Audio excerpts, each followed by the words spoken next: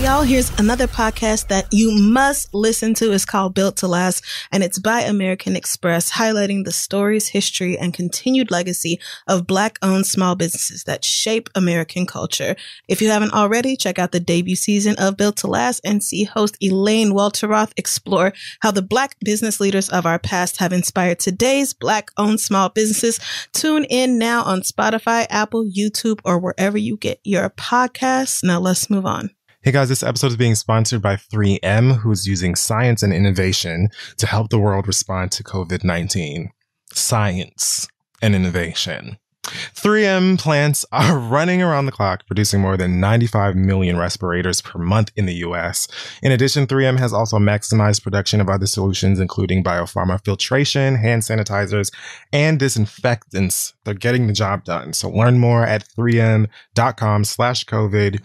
3M Science Applied to Life. Now let's start the show.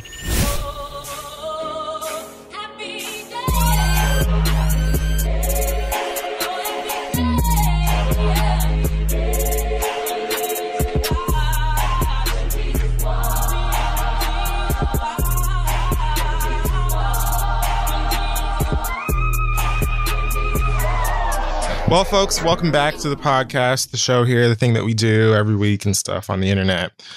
I am Tiana Taylor's abs, or Big Sean's abs. Hold on, Big Sean's abs? Oh, yeah, the dog's got him. Okay, I must have missed something on Instagram. All right. A bi and a tricep. Okay. And a pan set. We'll go off in. I am the Black Annie, and this is The Read. Thanks for coming back. It is indeed. Thank you for coming to join us on our program. And we're going to start with the Black Excellence, as we do every week. And this week it goes to a 15-year-old best-selling author by the name of Osir Black. Sophomore in high school. He has published his own book called Love Letters to My Son, which is a series of letters from Black mamas to their sons. Oh my God, really? Right? For your heart. Oh, that is so sweet. I thought it was like letters to his son. Right. Like I was taking it very literally. Right. I mean, I understand how you would. So yeah, he says that this book was inspired by his late grandmother, Sally Morris Redd. She was an English teacher in Henry County, Virginia. And behind, she left a bunch of letters that were dedicated to her family when she passed and had a profound impact on Osir himself, right? Isn't that like some like this is like the sweetest Black shit family I have ever heard, film? Yeah, like what? So yeah, he decided to connect with a bunch of Black moms, including his own, and got these letters that he's published that were written to their kids. It says the book addresses racial and social justice issues, because I forgot to mention this was also done in part of last year when, you know, we all had time on our hands because of the Pantene Pro V. Right. So he said, it says that it also touches on mental health issues, financial literacy. And he says it's not just Black moms, not just sons, but I really just wanted people to understand the mindset that mothers are teaching their sons. No matter how smart I am, no matter what I'm doing in my life, like my mom said, the first thing that people see is my skin color. It's important for people to read and take in what these mothers are saying. I also read that he is planning a follow-up book that is going to be letters from sons to their moms. But I also would love to read more of these books, like from moms all over the damn world to all kinds of kids and with all kinds of experiences. And I'm just all in for Black mamas that give a fuck anyway, because that's where the warmth is. I mean, true. That's where you can find a light in the tunnel. God damn it. That's true, but this is really beautiful. And yeah, if you ever do like look up some of these different, you know, letters to my unborn, and then like people do a follow up when the kid turns 21 or whatever, and it's just like my fucking First of all, heart, you man. give a fuck, right? Right. This is this feels really magical right here. What I'm witnessing y'all go through. So I love this idea. I cannot wait to support. Yes, you can grab a copy for yourself on Osir's website, which I will put a link to in the description. But it is OCIRJARONINC.com. Osier Jaron or Jaron Inc. Got you. So you can go on over there, and you can also, I love that on the website, he has a tab for Meet the Moms, where you can like see pictures of all the moms who are included in the book. And they got like a full little photo shoot outside somewhere. Oh, like, I love that because I know they and some of them exactly. Like some of them like fully got into it and were like, "Oh yes, that's me. I'm sure a star." am. Oh, okay. What you said for a book? Right. I gotta go, girl. I need to go shopping. I need something new because I'm finna be in a book, bitch. Yes. So, yeah, shout out to this young man and his efforts, and North Carolina, where he's from. Beautiful. All right, let's start our pop culture garbage. This segment is called Hot Tops, 4 Bottoms in a Funeral. And that is also the name of a film that I'm currently writing about 4 bottoms that don't know that they're all dating the same top, who like then fakes his own death so they go to his funeral, and then they find out that they were all being scammed by the same nigga, and then he's like on the road with his new bottom, so then the 4 bottoms like join up to hunt him down and kill him.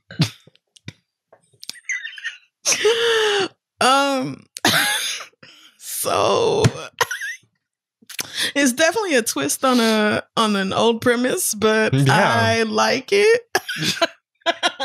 And I'm excited for this script. I'm completely lying. I just thought of that right now. You gave somebody a great idea, $1 billion idea. I've actually never seen 4 Weddings and a Funeral. Me either. I assume it's about weddings and a funeral, but yeah, they're probably could not actually. I can't tell you who's in that movie, and I cannot tell you the plot. I'm just gonna guess Tom Hanks. Let's see who's in it. It feels Tom Hanksy. This is what happens when Google 4 is free. Weddings. People just be looking really up any old damn But thing. y'all bitches don't use it. I'm trying to encourage y'all hoes because you be the ones who be trying to forget like it doesn't exist. Hugh Grant. Same thing. Same thing, yeah. British Tom Hanks. Is he gay? Or did he just play gay I don't at think one so. time? Did he play something gay? Am I thinking of somebody who looks like Hugh Grant but is gay?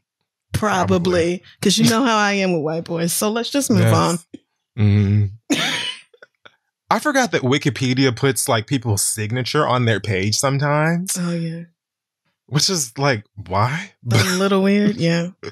But look up Hugh Grant's. Just if you ever feel like it, go to his wiki page and see his signature. Because I used to take mine so seriously. When I was like 11, 12, and I was like trying to like get a signature in my life for whatever fucking reason, because he was asking me to sign. And I was like really trying to get it. I was like really trying to make a signature that like looked cute and somewhat like my name. No. And here's this 60-year-old man's. That nigga said, fuck it. I don't care. Get out of my face. This is not a signature. He just made his mark. It isn't. It isn't. That is just a symbol. That's a spasm. That's like. Lord, did you even try? What is that?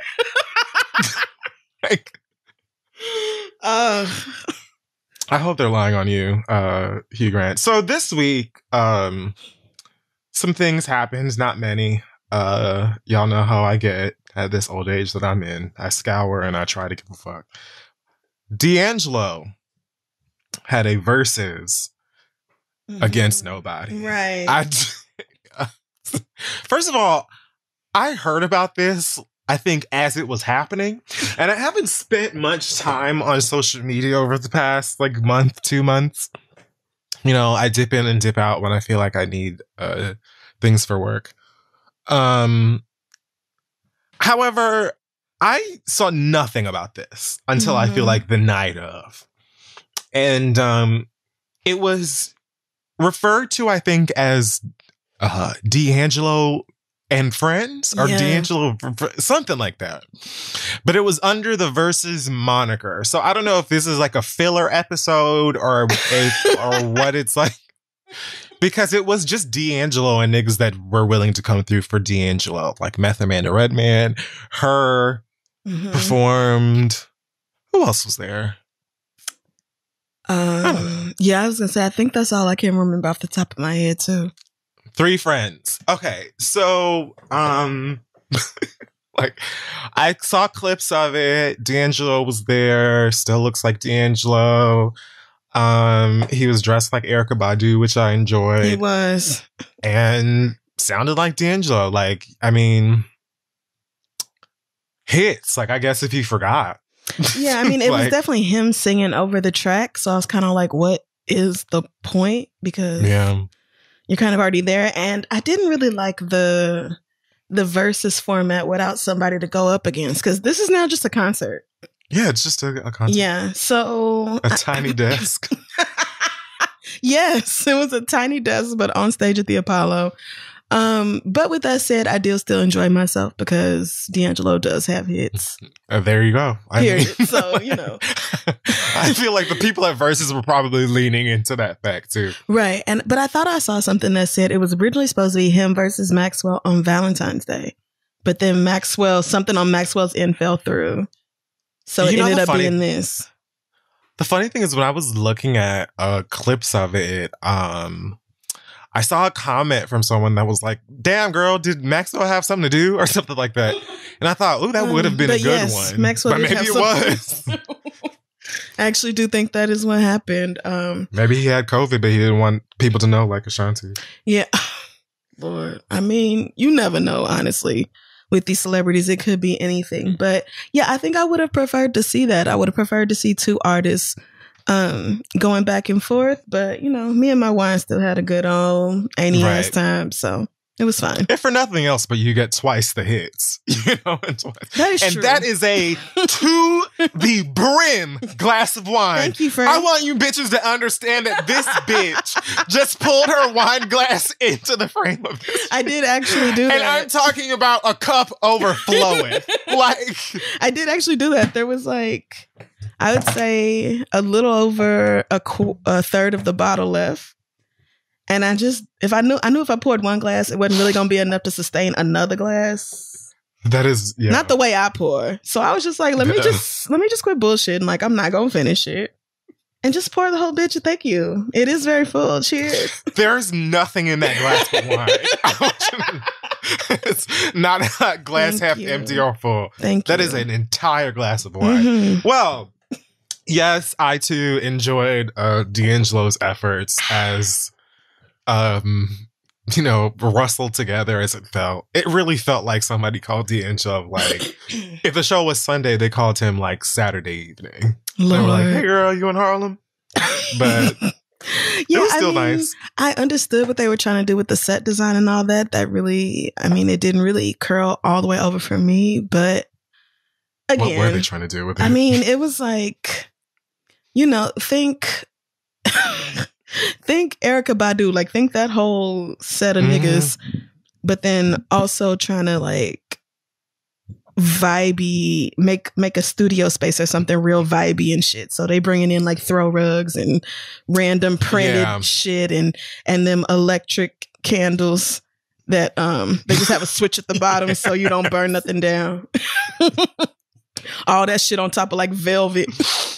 You know they got those from the local church because the church has a surplus of those. Listen, Apollo went around the corner to Abyssinian and said, I know y'all got some of them candles. And Reverend Butts brought it right on down. That's what happened. You're not going to convince me otherwise. Oh, Lord. I haven't heard talk of what's supposed to be next because I feel like at this point they probably just have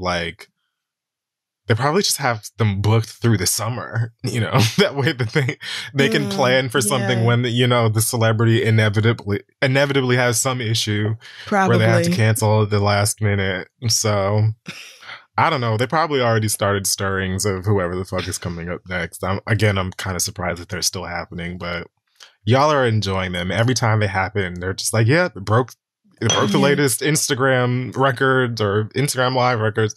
So yeah, I think we'll have one or two more, but as more people get vaccinated, niggas is gonna start going to real shows again. So like this was nice and really I appreciate it, but I want to go to a real show real bad. And the moment that these same niggas getting booked for Versus can have a real show, nigga, that's exactly like yeah, we already. But they'll probably turn it into like a TV show or something. Like, I honestly feel like Swizz Beatz and Timbaland have already finessed their way in keeping Versus alive for the next decade. Yeah. Which, like, I'm not mad at, because like I feel like most of the time when they're announced or whatever, I'm like, okay, y'all have fun. And it's not because I don't like the artist or whatever. It's just because I don't feel like sitting in front of my phone or my iPad or whatever to watch a concert. Oh yeah, no, I don't. I AirPlay straight to my TV. Yeah, I figured a lot of y'all use a Fire Stick or whatever else, and I'm just not doing all of that.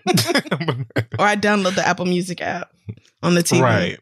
But still. But sometimes it's a pairing or something where I'm like, I will absolutely watch it. Like when Jill Scott and Erykah Badu did theirs, I was like, I can't miss that. Oh yeah, and it was good too. So, you know, again, y'all are enjoying it. And they seem to be helpful for the artists, especially during, you know, the pandemic era. Mm-hmm. So the streams go up every time for everybody. Truly. Well, Bobby Shmurda is officially out of prison. He was it went exactly like we thought it would. Yeah. Like, did we script that release? Because it went like word for word the way we said it would. He was scooped up from the Clinton Correctional Facility last Tuesday by his very good Judy Quavo of the Migos, and he was flown home on a private jet with his homies, and saw he had like a little coming home function with, you know, the fam bam, god babies and cousins and aunties, play aunties, you know, everybody who was willing to come through. And in most of the photographs I've seen of this nigga since he's released, he is wearing a mask. Will God not just... I saw the same thing. I saw that nigga wearing a mask in the club. I said, oh, this is a different man. This is not the same Bobby that got locked up. All right. Well, he had an interview with GQ. I'm guessing like the day after. If he was released Tuesday, maybe Wednesday. Like the girls wasted no time to be in this man's face. And I would have told them honestly, give me do you know that I was in jail? Like, can you give me a week, girl? To just air out. Can I just run to the bodega and get all of my favorite snacks? Just because I can. Can I just get up and move from room to room? Off? God damn. I heard that he had his mama cook him a bunch of oxtail and he was just eating like hella oxtail when he got it. Oh my. And honestly, that's relatable as fuck. I'm trying to think of like 6 back-to-back years without oxtail and then getting that first official plane. And it's your mama's too. It's almost like my life in Manhattan up to this point. True. Those facts. Because I have not had Jamaican food in the city since Pinky's restaurant burned down. Try? For what? Literally not since Pinky left and went to Atlanta and started Slutty Vegan, and now she's like a trillionaire. Have I had Jamaican left food us in the dust. Right. So yeah, I mean, and I'm not even Jamaican, so I can only imagine your pain, friend. I'm sorry. It blows. And thankfully, like, you know, Black mamas, when their kid moves away, a lot of them, when they come home to visit, are like, I made your favorite thing in the world to eat because Black. Yep. So here you are. Like, you literally haven't even put your bag down. You come in and they just hand you a plate of whatever you love. So when I go home sometimes, my mom in Lowe's knows how much I love not only oxtail, but hers. Mm-hmm. And so she'll be like, oh yeah, I cooked every ox that I could find in a while. I read it was 50 pounds of oxtail. I'm like, my God, this is this is a homecoming if I have ever seen one. That's when you pack it up and you put it in the fridge. And by 2 hours later, all of that oil and fat has turned into like a gelatin. Solidified. Yep, right there at the top. You better leave it. It's good. Yeah, you don't do nothing with that's your gravy. Don't do nothing with it. See, the children, they don't know. They be scraping that shit and dumping in the trash, girl. That's all. Because you don't have people that care about you. to tell you otherwise. Take a good old glob of that, you drop it on your rice, and you put it in the microwave. Ooh, and that's all you need. And that will last you 7.5 hours. But anybody say it was healthy, ho? Eat the food. What healthy? That didn't even come up. Like, shut up. Didn't nobody even bring that up? It's an ox's tail. It tastes too good to be worrying about whether it's healthy. Mind your business. Good. I'm sorry, Bobby Schmurda, that we left your celebration and talk about the majesty of oxtail. But you know, he clearly knows. It really changed my life. It did. So he told GQ that his experience, 6 years in jail, caused him to take his music career more seriously. The fact that he's a role model, apparently, because he said he got a letter in jail from like a 6-year-old. What? I mean, clearly from like 6 years ago. No, well, I don't know if it was 6 years ago, but I'm assuming that child lives in like, why am I forgetting the name of this? That child is from Brownsville. Oh, like I was going to say, you either say in Brownsville or East New York. Maybe I was really, and like East New York was what came into my mind first, but I was like, no, that's not what I'm talking about. I'm talking about the place where my cousins live, Brownsville. So, yeah, that child obviously, has parents that listen to fun music. Yeah. And are probably also like 27. I mean, whatever it takes for Bobby to feel like he wants to change his behavior and model something better for the kids, that's fine. Apparently on a FaceTime with Meek Mill, he also said that he's done with jail. He said, quote, I'll be light-skinned in Jamaica before I go back. Not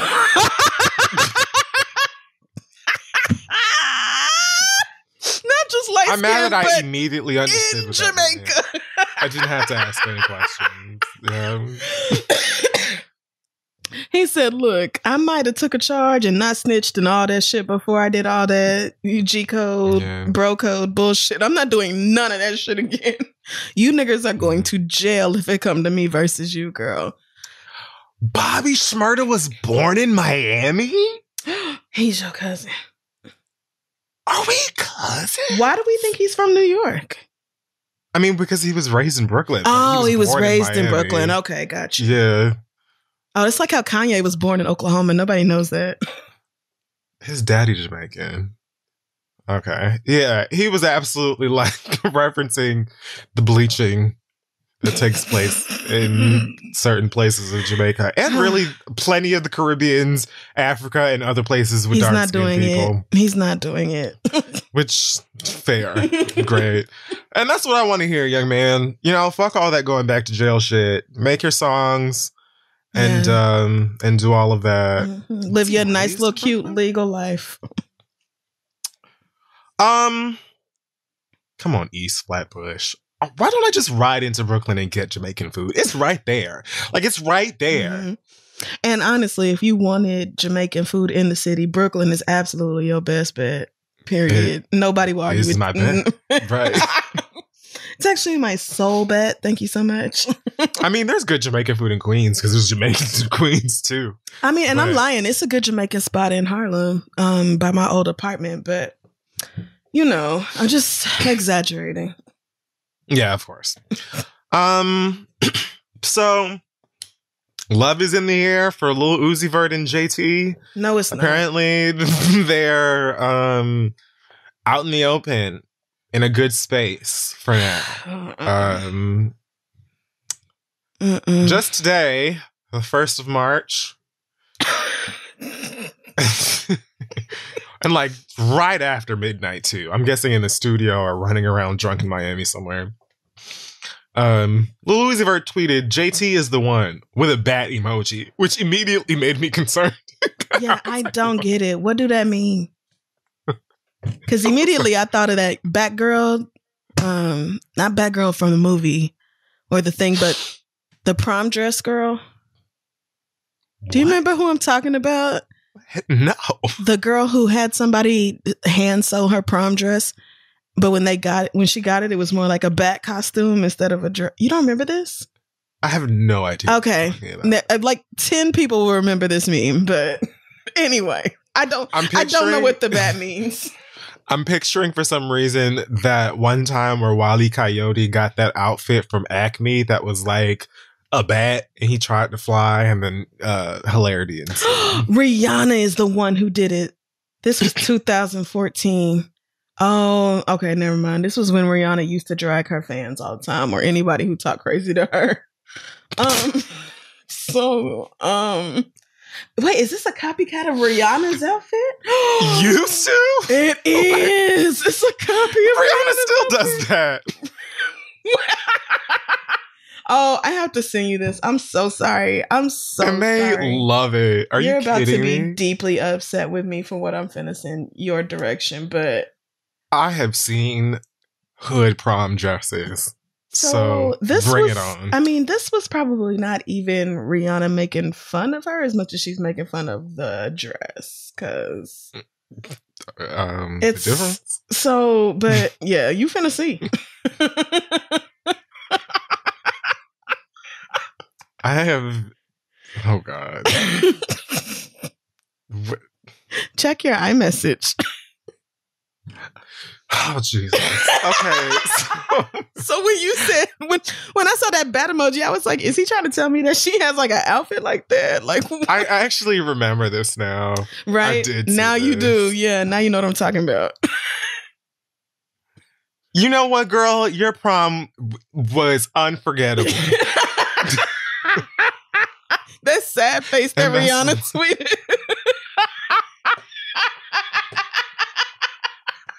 It's actually all coming back. Like, I remember that day. This was 2014. Wow.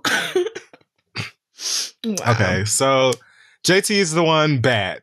Then someone was talking about... What does the bat mean? I'm not 100% sure yet. Like, I think one of y'all will probably be able to tell me. Like, I don't speak Lil Uzi Vert. But some weird fans were like, oh no, his ex-girlfriend was the love of his life or something like that. And he said, I had to be real with myself. I love JT and y'all will too. Bad. What does that mean? Okay. All right. He also said at the same time, 2:36 a.m., my dark queen, bad. No, please. I assume. Please don't let it be a skin tone thing. Yeah, no. We're going to say that dark in this sense means like mysterious and possibly dangerous. Seductive. Like the Dark Knight. Yeah. You know? Like Batwoman. She's Batgirl. She's like Batwoman. Okay. All right. That's what it is. Okay, That's the Bat you're right. Dark Queen. That's what it is. Okay. Don't even tell me. I mean, y'all don't even have to give me an answer anymore. Just I'm right. let us I'm think right. this. Please, let us think He's just saying that she's like his superhero. Yeah. She also tweeted a few... Okay. Was this the same day? She tweeted, I love crab legs. And then he retweeted and said they're on the way. And then posted a video of her eating the crab legs that he got for her. Something else about buying her first Birkin. And my favorite were these back-to-back tweets where he said, turn to hoe to a housewife. And she said, turn to trick to my husband. Hood love is so entertaining. Like, it's just so like, and that is them showing love to one another. It is. Like, I don't, like, they be dead serious. Yeah, that is actual, like, that is a perfect example of hood love. I just, I have to say that I would have never picked JT and Lil Uzi Vert. Like, I just would have never seen these two having the kind of connection they have where JT has like showed her ass on the internet multiple times behind this man, like got in her feelings and got on Twitter about it behind this nigga. Like, I just would have, I don't know, like maybe because I only know Lil Uzi Vert through like random clips of him that go viral and the fact that he kind of dresses like a preschooler. Like, that's the only reason I know anything about him. I don't really listen to his music, so... But I like his music. The aesthetic, I would have never thought was JT. Yeah. I would have thought JT was more like what's that nigga? I don't. Yes, you do. That nigga that Trina used to date. What? That nigga. Trina's dated a couple. Wayne? Oh no, you're right. No, oh hell no, no. You know what? It'll come to me. I'll think of it. Trina dated Wayne. She's dated Kenny Martin. She dated French Montana, I think, for a little bit. No, this is a black man and he fine. Oh, well. God damn it. When it comes to me, I will yell it out and you're going to be like, oh my God, how did I forget? Blah, blah, blah, rap nigga. Dave East. Oh, did she date Dave East? Yeah, Dave East. That's who it was, right? I guess. I mean, I think I would have pictured JT with somebody like him or like a pro athlete. I just would not have pictured her with somebody who looks like Lil Uzi Vert. But if y'all like it, I love it. I just wouldn't have seen her being like, that's the nigga for me. That's my type. That pussy speak Lil Uzi. I just wouldn't have called that.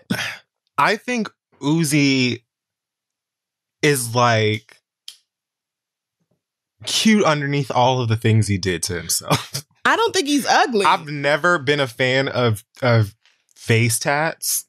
Right. And then, then we discussed the whole him putting a $24 million rock in the middle of his face on some WandaVision shit.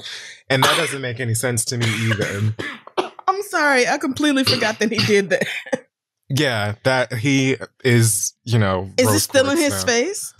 I guess. I feel like it's not going to be able to stay there because I just believe, like, I myself am not a scientist, but I feel like the human body, specifically the face, is not made to just have rocks in it forever. Yeah. So, how long do you go without getting your face completely wet until the rock has set? I don't know. This stuff just don't feel safe at all. I like JT. I think she's very pretty. I like the way she raps. She's from Miami like me. And she doesn't really seem like, she seemed like a nice kid. But like you mentioned, I feel like the only reason I have a brow raise is because up until this point, it was like most of the time, or the only time we ever heard about their relationship was when they were like upset at each other. Right. Or something like that. Which was like, I liked the fact that I guess it happened and was very private and they were doing whatever they were doing on their own. Yeah. But they would get into it or whatever, and then there would be subtweets and now, shit like that. And now the whole internet is involved. But I saw another clip of them like out. It looked like maybe they went shopping together or something. I've never seen a video of them together. Maybe I need to start looking at the Shade Room.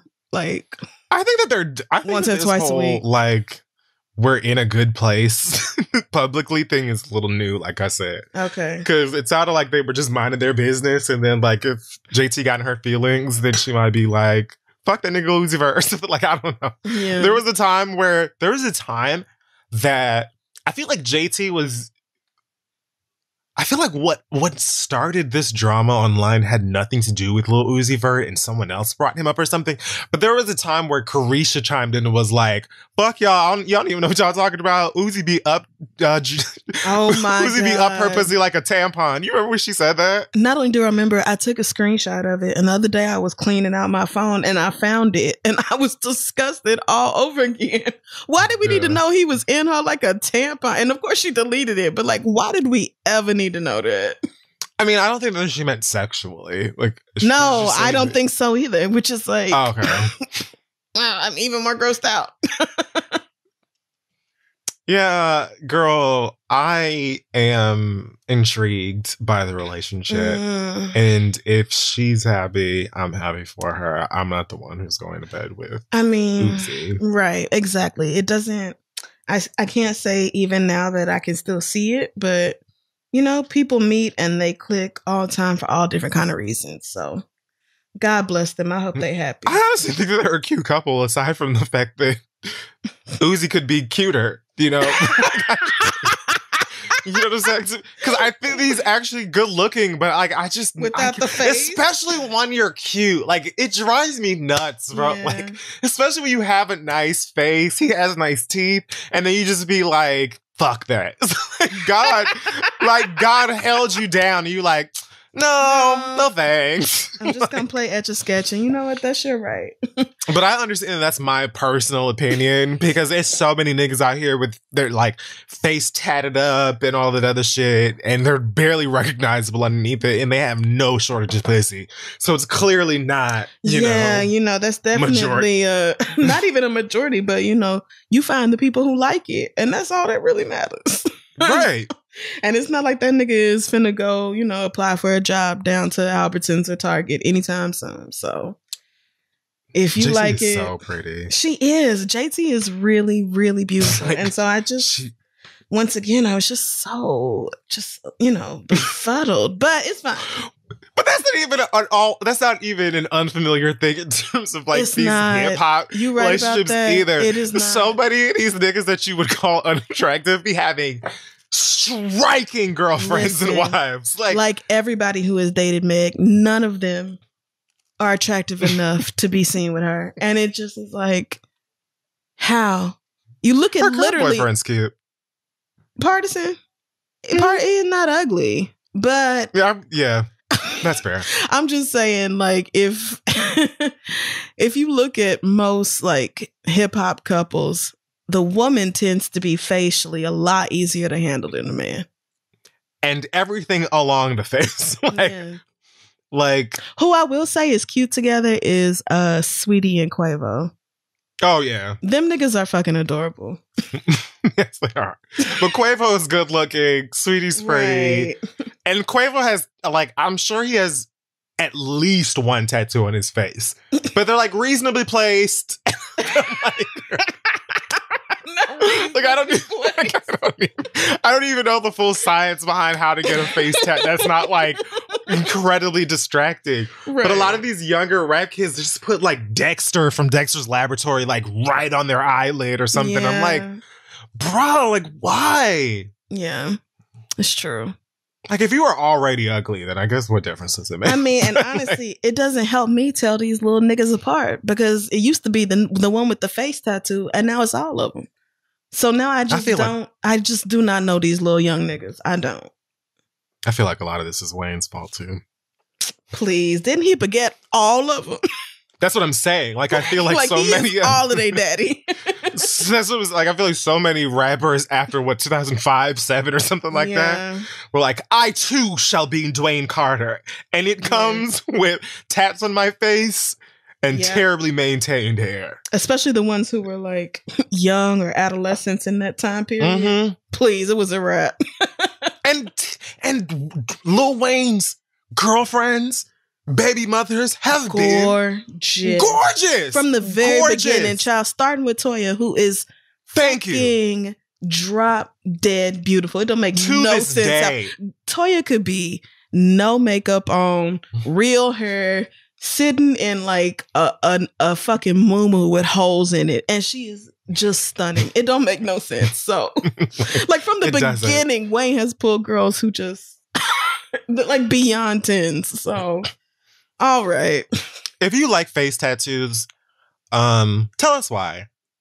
Don't be ashamed. I just want to hear a different perspective. I can definitely see the sexiness in like one or two well placed, but the whole face, I'm just distracted. Like every time I look at you, I'm going to be studying. Yeah. It's like a map, and I just don't. I'm going to get distracted. I'm going to be playing like tic-tac-toe with your tattoos. Yeah, I'm going to be connecting the dots. Like, I find sometimes if they, like, line the eyebrow or, like, the sideburn or something like that, it's a little bit more palatable. Mm-hmm. But, yeah, it's like, how do I have, like, a sincere conversation with you about our future and life together when I can't help but see Jigglypuff, you're not supposed to. You're not supposed to have a serious conversation with this nigga about anything other than the Uber home. The serious conversation is, I'm going to need an Uber Lux. I need an Uber Black on my way home, nigga. Thank you very much. God bless y'all. Y'all are adorable. I just want this young man to take that rock out of his face. I just feel more than anything else, I want that removed before it causes real permanent damage. Who did this? Their license should be revoked. That person should not be allowed to practice medicine. You have to say no to some things. I don't care how much he paid you for that. What was it worth your soul? Like, you can just put the Infinity Stone on a reasonable necklace, or like, you know, in a safe at home.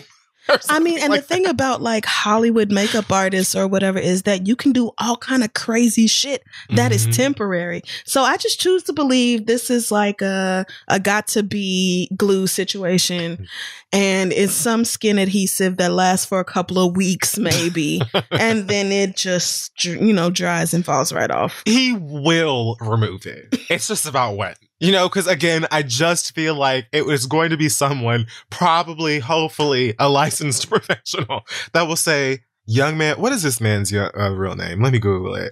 They're going to say to him. The fact that I just Googled him too. Samir? They're going to say, Samir, now, honey, it is time for this to be done. Oh. It was a cute moment. I, too, enjoy the Steven Universe series, as well as the follow-up series, Steven Universe Future. But that is an animated series, sir, and I want us to just get back to health.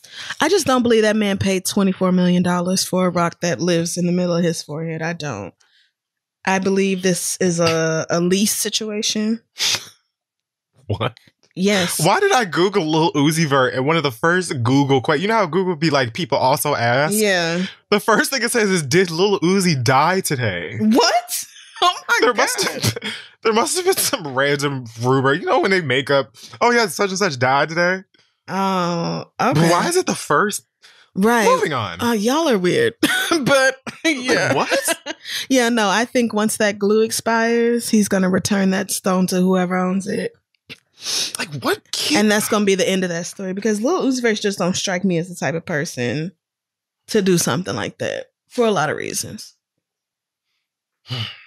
Ice Cube wants us to know that the Friday franchise is being held under the oppressive grip of Warner Brothers Studios. He tweeted, okay, hashtag Free Friday from the jaws of Warner Brothers, who refuses to make more sequels. That could have been ended. They have hijacked the happiness of the culture. What? Right? Like, it's pretty good. I don't think so. All the happiness? Not really. The whole thing? We still have Black Panther. There's lots of stuff. And we can also watch them. Like, right. Like we can still watch. We can watch Friday right now. Yeah, right now, if you want. So yeah, he also posted this on Instagram, which I found hilarious because I originally read about this story yesterday. And when I was putting my tabs together for the podcast, I saw that he also posted like the exact same caption on Instagram. Okay. So yeah, I found this fun for a couple of reasons. First, just a few short months ago, you were asking us to hear out Donald Trump. Please say it. And now you asking us to free the Friday franchise from the Animaniacs. It's like, we're not supposed to like keep in mind that. Right. So. And also, how are we supposed to do that? We regular niggas. How are we supposed to do that? I guess by taking the hashtag that he suggested as a way to build up numbers and get something that's easy for Warner Brothers to click on and see a number. Because truly, that's all it boils down to. That is all that the hashtag will do. Yeah. A number that they're satisfied with, yes. The thing, though, for me, and surprisingly many other people I saw responding to this, the thing is, why? You know, for what? Friday was a really great film, a really great comedy.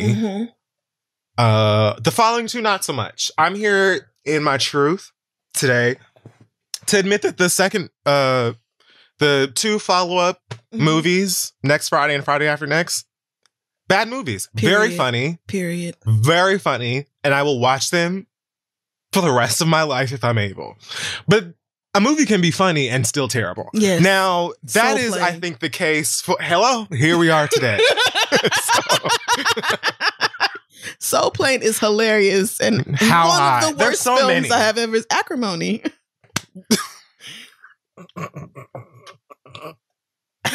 so many movies that are absolutely hilarious and wretched at the same time. Some would say precious. Some would say precious. Yes, some would say that. But Lord God. I forgot what we was talking about. I didn't forget. I did not forget, but I couldn't stop laughing at Acrimony. Well, because when I told you that Acrimony was the worst movie I'd ever seen, I meant that shit. But it's still high quality entertainment, if you ask me. So it's the laughs are there. Friday After Next and Next Friday are awful. Thank you. I would say that at least, and I mean that's sequels, isn't it? Like that's many sequels, most sequels, especially when it comes to people. I mean, a big part of the reason that sequels get, a green light or whatever is because the studios are like, damn, we made a lot of money. Let's do it again. Yep. But see, you did 2 more and they just got progressively worse. Yes. I feel like Next Friday, at least, while it was a bad movie, and I would say it's the least funny of the 3, it was at least, it like almost made sense as a sequel. It had a plot that was connected to the first one. Yeah. And kind of like, it made sense where that story went. It introduced us to some new characters. Fine. I don't think it was nearly as funny as the other 2. But Friday After Next, while I think it's funny, is just about nothing. Like they didn't even try when it came to that movie. They were just like, at the end of the day, we got a shit ton of funny ass niggas. Yeah. It doesn't matter what the fucking movie is about. They just go come out here and be funny. Yeah. I would assume a lot of the stuff they kept was improv or was, they thought of it on the day of. Yeah. Because you talk about Cat Williams, Mike Epps, John Witherspoon, Don Curry, like Ricky Smiley's a lot in of the nigga movie, shit. BB Drake. There's so many funny people that they were like, they need to make their rent, and then they have a rent party, and Santa's robbing people. That movie was awful and still funny. Yeah. So it's like I don't think anyone's really in a rush to see another Friday movie. I think the concept of Last Friday was cute because of the name. Yeah. And also it implies that you won't make any more. Yeah. But I want to also remind everyone that John Witherspoon has passed away. Yep. Tommy Lister, who played Debo, he has passed away. Yep. Yvette Wilson, who was in the first movie. So we could also just not. Yeah. We could just leave it where it is. Right. The thing about this is that, I really do hate to side with corporations and what is surely white people over niggas. I really do. I hate to do that. Yeah. But number one, Ice Cube is already on my, side eye list for that shit he pulled with Trump. Yeah. And also, when you first told me the story, the first thing I thought was, why in the motherfuck would Warner Brothers allot the budget that would be necessary for another Friday movie? Because now you're talking about paying people who are currently, hot or popping or whatever. You're talking about paying them their rate right now, plus all the production costs associated with trying to do something during COVID, where you have where the cost of testing is easily thousands of dollars every fucking day. Expensive. It's so expensive to try to put on a production in person in COVID. So yeah. What I'm thinking is, why would Warner Brothers do this when the movies have progressively declined in entertainment value as the years have gone on? The first Friday, I will put that up against any comedy as one of the most incredible movies, period. Yes. It is so good. The rest of them shits, niggas have been mad at me since they first came out. I told y'all, you niggas are smoking smoked dick. It's smoked dick that you're then grinding up and smoking once more. If you think that those movies are good, they are not. So you can say that you like them and they're not good. Yeah, I do it all the time. I do it all the time. All the time. If I tell you I like something, I'm not telling you that it is well made. I'm telling you that I enjoyed it. And in fact, last week, someone asked me, what is your favorite bad movie? And I said Soul Plane and Friday After Next. Oh, wow. And that was before I even saw any of this. Soul Plane is really incredible. Bad. Soul Plane is that's something else. Because you know what? Friday After Next is at least linked to a treasured comedy that is a good movie. Yeah. Soul Plane was like, they came out the woodworks with Fuck It. Yep. And they still were able to nab Kevin Hart, Monique, John Witherspoon's in that movie, D.L. Hughley's in that movie. So I think some more is in that one too. The entire budget went to the cast. Yeah. There was no money for writers. And that's why we got what we got. Because everybody was allowed to bring their own sketch. Right. And then you just fit it in with everybody else's sketch. So it isn't good. But yeah, I just don't see why the studio would sink that much money into a project that's almost certainly, and like for the foreseeable future, you're not going to be able to put it in theaters. So you're going to have to sell it to some streaming service, which is all the more reason to keep your budget low. So again, why would we do this? Why would we do this? Yeah.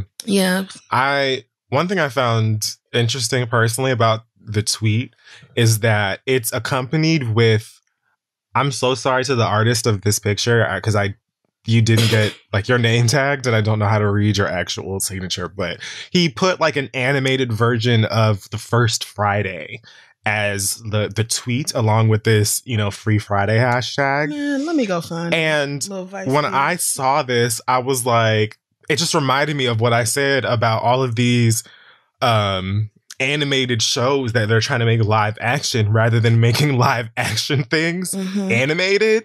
And I was like, that would have actually, or could have been a cute concept, is like taking the original Friday, the good one, and making it an animated series. But even then, who is going to play Willie Jones? Because John Witherspoon is John Witherspoon. So... Right. I mean, are we going to start off with a funeral theme for him? Right. That's what I'm saying. Maybe it takes place the other, like the next Friday, but without the, you know. But yeah, I would be like, I guess we're just going to go ahead and write into the canon that Willie has passed. And Debo can either have passed too or is in prison or something that could work for the story. But then it's like, you already taking out two integral amazing characters when we could just leave it alone and forever watch the ones that we watch. Do you know that girls still watch movies from like the 50s and 40s? Does and does. Yes. I still watch Imitation of Life and cry like I ain't never seen it. I watched the original version of that evil movie Macaulay Culkin was in. I don't remember what. Oh, The Good Son. It's called, the original is called The Bad Seed. And let me tell you something about Rhoda. Rhoda was type crazy, okay? Rhoda was killing niggas in black and white. I've never seen The Good Son, but I have seen The Bad Seed. Yeah. That's a classic. The Bad Seed is a classic, but also I had to cut that shit off and go to bed and pray because I was watching it in the middle of the night by myself and I was like, this little girl is actually creeping me the fuck out. So anyway. And isn't The Bad Seed just like an iteration of Rosemary's Baby? I don't know, because now that you mention it, I don't think I've ever seen the Good Son either. I don't even know. I don't think so. I think I read some articles about it being a play off The Bad Seed that I was like, well, let me just watch The Bad Seed then. Yeah. I mean, well, there have been tons of plays on The Bad Seed since The Good Son, but Rosemary's Baby, it was Rosemary being pregnant with the devil or the Antichrist for most of it. Oh, so that's who Rosemary Baby was. Okay. Yeah. I saw The Exorcist. I didn't see Rosemary's Child. Oh yeah, both very. The Exorcist was prayed shit, child. Yeah, I saw. The funny thing is, like, The Exorcist is not scary at all to me now. No, but it's not scary now. It's much older than me. Right. And when I originally watched it, I don't know how I have gotten any sleep since. I mean, it was just a lot going on. But you look at the effects and stuff, and you're like, "Girl, I am not. This is not scary." You know, by 2020. Levels of technology or anything. Like, oh bitch, and them stairs, that looks extremely fake now. Like, because a lot of the reasons a lot of that stuff was effective is because people hadn't seen no shit like that at the time. Exactly. And a lot of studios had to use practical effects for the shit that they were doing because they didn't have these $1 trillion computers to make, you know, CGI monsters and shit. But the first time I saw it, child, one eye open. I was just that staircase thing. That really was that was a little too fucking much. And you know, the whole bedroom scene. It's just a lot going on in that movie. I love horror movies. I just love the horror genre. I do not. I don't. I really do.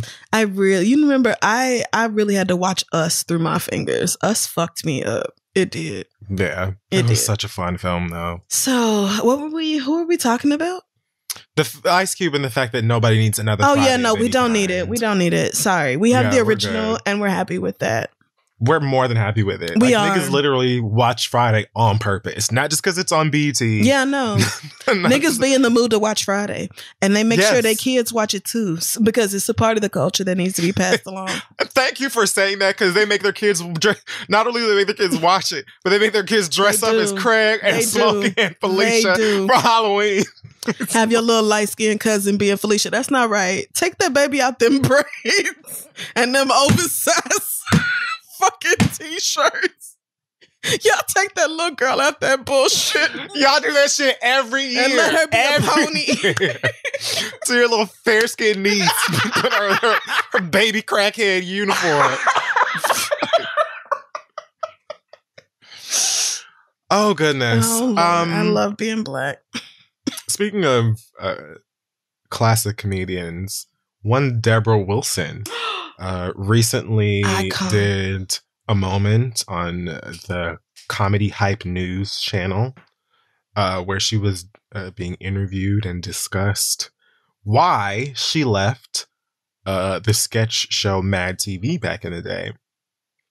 I think it will come as no surprise to anyone that it is because white folk were undervaluing her and what she was bringing to this goddamn series. I will remind you, if you, for whatever reason, forgot or just did not know, Deborah Wilson was one of the original cast members of Mad TV and was with the series for 8 seasons, I believe. Deborah Wilson also is Mad TV. I just don't... no one with sense or with like a functioning memory is mentioning or even think about Mad TV and not Deborah Wilson. Period. She, as Dustin says, has given a lot to television. So, and not just, I mean, television, films, voice work. She's done like a shitload of video games too. Right. So she's just the one. But she said that, you know, she found out at some point that white male co-stars who came into the series after her were making more than she was. And that the issue was that they were not even willing to negotiate or renegotiate her pay after she found out. Right. Which is just like so disgusting to me. Like, because one of the things that was like I could pick this up immediately. Like, she wouldn't even have had to say this. But one of the people interviewing her was Pierre, also a classic comic. If you watched Baps or Comic View or How to Be a Player, you know who Pierre is. But he asked her at one point, like, how large the difference was between what she was being paid and this new person. And before she responded, I was like, who the fuck cares? Like, no shade. I was like, what difference does it make? And she said to him, Pierre, I love you, but that's irrelevant. And she was like, she's right. Because she ended, or the clip ended by her saying, if they would have told her, Deborah, we'll raise your salary, it's not going to be as much as that guy, but we're willing to raise your salary. She would have stayed on Mad TV, which is so, like, that shit just irks me, man. Like, I can't tell you how many times I will just randomly have a sketch or something that Deborah did for that show that just pops into my head and entertains me all over again. She held them down. Like, yes, there are lots of talent on that show. But I feel like a lot of the people that they would think of outside of Deborah came into the show a few seasons after she did. Yeah. Like Phil Lamar, I think, also another black icon, another icon, period. I was about to Phil say. Lamar was in the first season. I'm pretty sure Nicole Sullivan was in the first season and Orlando Jones. But like the Bobby Lee, Aries Spears, Michael McDonald, like all of those other people who are famous for it, they came in and afterwards. And so I'm just so irked by this not only being her story, but so many of our icons that literally have made companies endless amounts of money, and are like known for carrying a lot of these things on their back. And you just hear their story like decades later, and they're like, they didn't give two fucks about me. Like, you would be shocked to hear about the treatment that I was getting over there, girl, because the way that we discuss what someone like a Deborah Wilson brought to a show like Mad TV, and the way that they were treating Deborah Wilson on Mad TV, it doesn't line up. Yeah. And it's wholly because she's Black and she's a woman. Right. And I feel like I can remember very clearly when it was announced that she wasn't coming back to Mad TV and being like, but isn't she the point of the show? Like, I remember being very confused about her not being on Mad TV anymore. And I don't even know that I watched it regularly after that. But I do remember like seeing her on that show the times that I was able to like sneak and look at it. And, you know, just being blown away like at how good she was, period. Mad TV was already better than SNL or whatever its counterpoint was. Was it in Living Color at that point? No, they were way after, right? Mad TV, yeah, I think so. Yeah. I don't remember who was like the other sketch comedy show that it mostly got compared to SNL, I think. I mean, I just remember enjoying it way more than any other show that claimed to be funny. And most of that was because of her. So seeing this, I was just like, part of me was surprised, like, holy fuck, I had no idea. And then part of me was like, but bitch, of course. Of course it was because white people who came in after her was making more than her, and these people acted like she wasn't worth the money. Of course it was you're talking about 8 seasons. It don't make that this lady has been. It's just disrespectful and rude. Up to that point, I don't even know how many people from the original cast were still on the show. So it's like the fact that you are not even willing to have a conversation with me, the doll from the beginning, that has been in some of your best fucking sketches, your most popular sketches. That shit is, it's like it is like, why not just spit in my face? Yeah. Why not just spit directly in between my eyes? Because that's clearly how you feel about me. Yeah. I mean, exactly. Like, it was for them to not even be willing to negotiate, but just to be like, how dare you bring it up? Your ass is gone. It's just like, okay, so y'all really, I mean, brands now at least pretend to act like equality and diversity, inclusion, and pay equality and pay particularly. They love to act like these are things that actually matter, but it's worth remembering that like in the 90s and early 2000s, brands didn't even pretend to give a fuck about your Black ass. They just didn't let you go. And how dare you even ask them for anything close to what you are actually worth? Don't you understand that the white boy who just graduated from college and who is my great nephew is worth $100,000 more per season than you are? Because I feel like you should be able to get that. I can't even think of who came on to the show after Deborah Wilson that was just worth it. Me either, because again, to me, Deborah Wilson was Mad TV. So to hear that she wasn't going to be on it was just like, so what y'all going to do now? Like, and would have stayed on the show even if they didn't match the pay. Even if they willing to talk about it. To just talk to her about it and raise her salary to something, she would have stayed on the show. That shit just, it pisses me off because it's like, you deserve not only to match, but surpass this person's pay. And you're asking for just like basic respect. You shouldn't even be asking for that. Like, it shouldn't even be a question. And this is still so much the truth for Black people and specifically Black women, not even just in the industry of entertainment. And it's just so annoying because you'll like be incredibly inspired and impacted by someone who's like doing great shit. And then 20 years later, you find out, oh yeah, they weren't paying me shit. And they, you know, didn't feed me anything on my lunch break or whatever. They treated me like absolute garbage. Like the fuck? Yeah, I hate it. I'm not shocked though.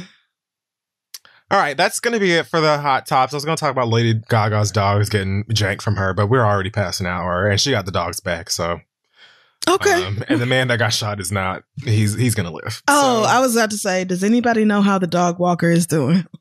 Yeah, But he posted a long essay on Instagram about how lucky he is to be alive and thank paramedics and Lady Gaga or whatever. Okay, well, that was all my questions. No, I ain't shit, because when I first read the story, it was described how the dog walker, I don't know who he said this to, but he said that the dog, Asia, that the one dog that didn't get snatched, like stayed by his side and was like curled up next to him, shaking while he was bleeding and stuff.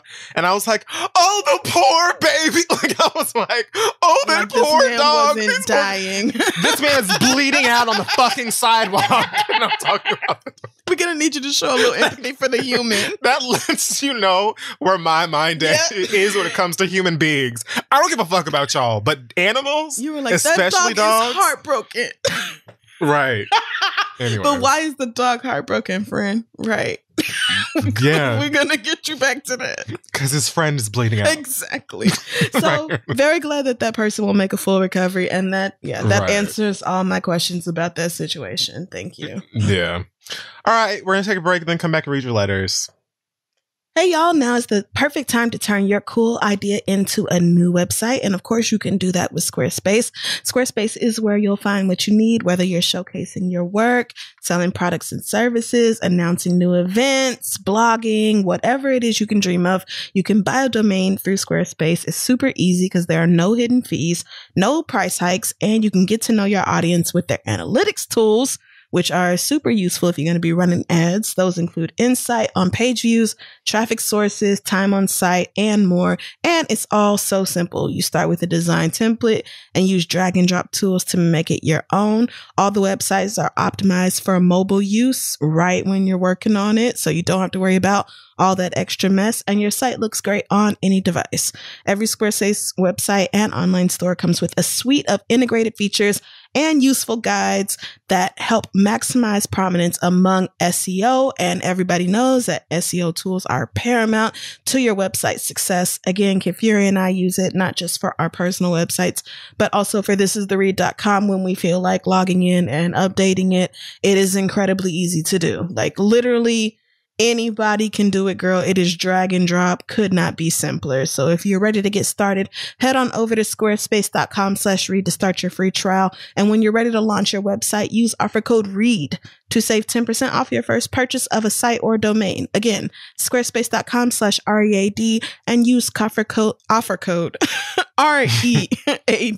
Offer code though. That's sexy. Squarespace, hit me up. I feel like we can make that work. But yes, offer code READ to save 10% off your first purchase of a new website or domain. Squarespace.com/read.